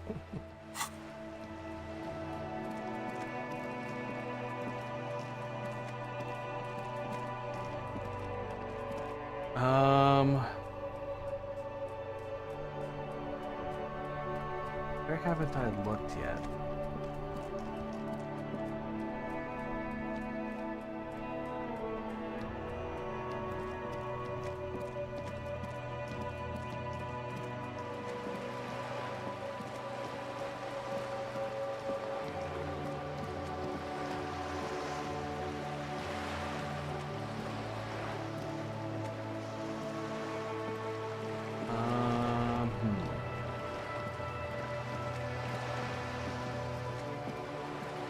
What the fuck? I don't remember these here. Enormous bull is worthy of a real man. Oh, maybe I just never noticed him before.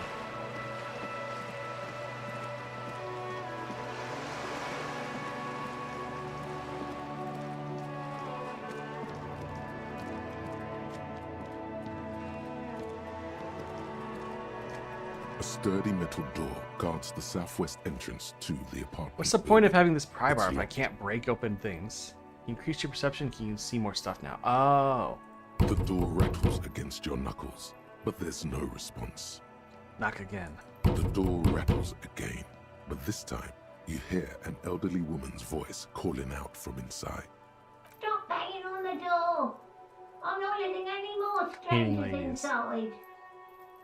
This is the police. Open the door. The police? Everyone knows the police don't come round here. But I'm not joking. No, I already told you. I won't be responsible for any more strangers getting into the building. Go check the backyard door. Maybe someone there will. Check the backyard door. Can't even tell her we're real policemen. Madame, I assure you, we are real police officers. Lieutenant repeats dutifully. There is no reply. Alright. Around the back? Is there a way to get back there? What's this? Oh. No.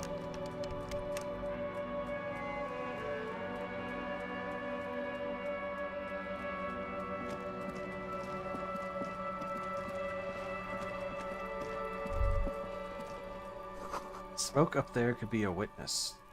Talk to him? Smoker? What smoker?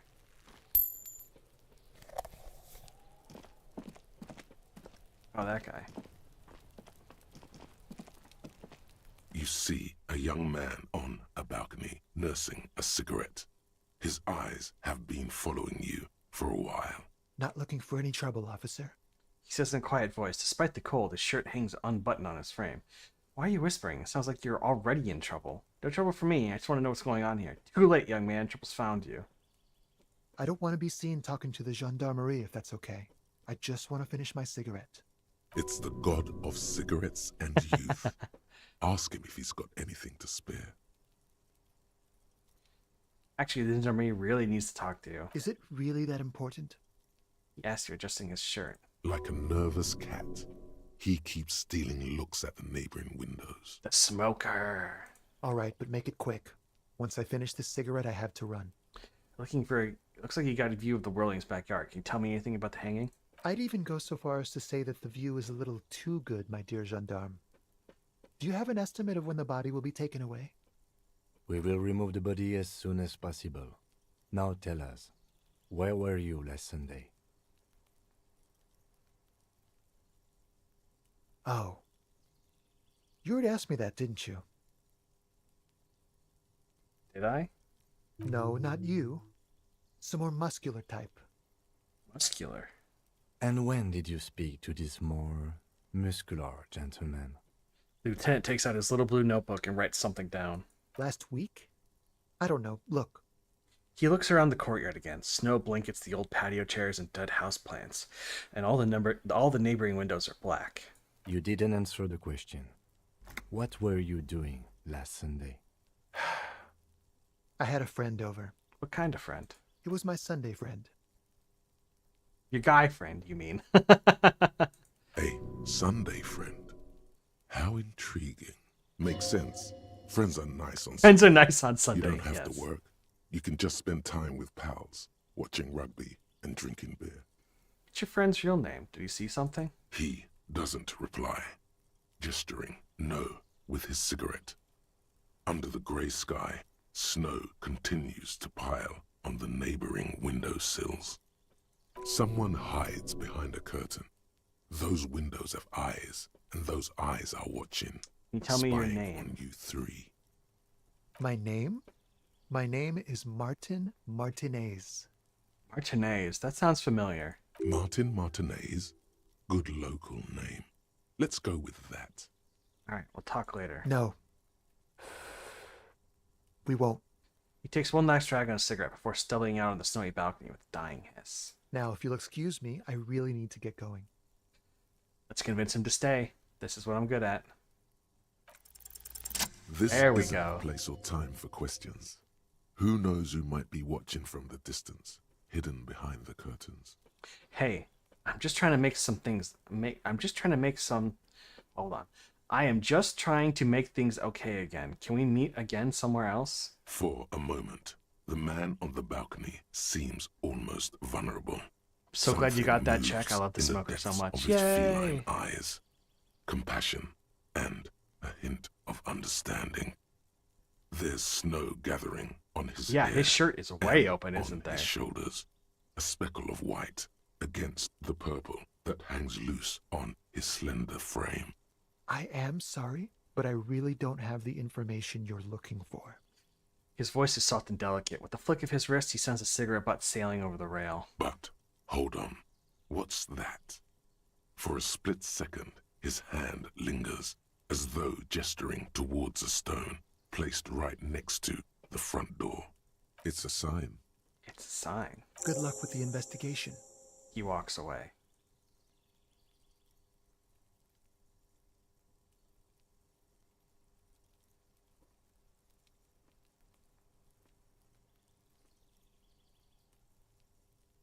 He's gone.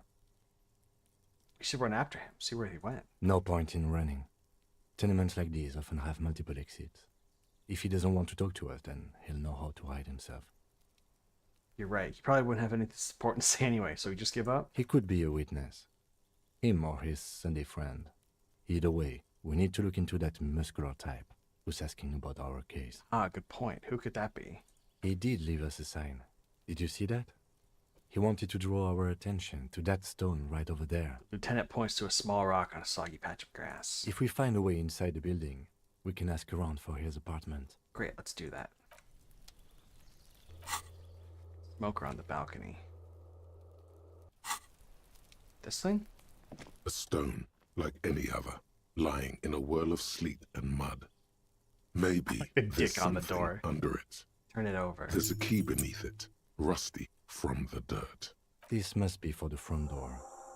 Pity doesn't have the apartment number on it. This building has many apartments, and the man can be in any of them. How are we gonna find the right one? We'll just have to go in and see. Put the stone back. Okay, what, wrong one?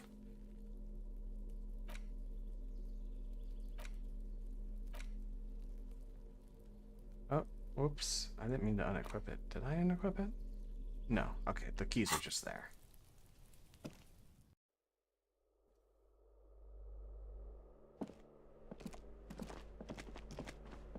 Quite an apartment building.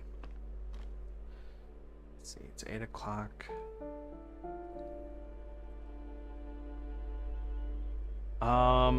I think this is a good place to stop. Let's save.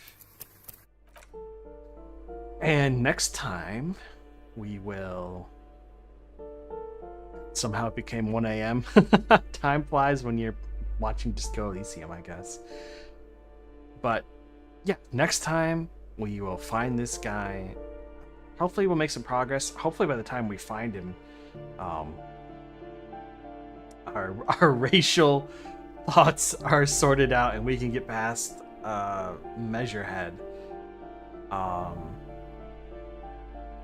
Shoot, what was I gonna do tomorrow? I had another game I wanted to play. This is why it's important for me to make a schedule, because if I don't and I just try to remember it, I'm gonna forget. Well, I guess it'll be a surprise for tomorrow, but until then, thank you guys so much for coming. I hope you have a wonderful night. Good night, good night, good night, good night.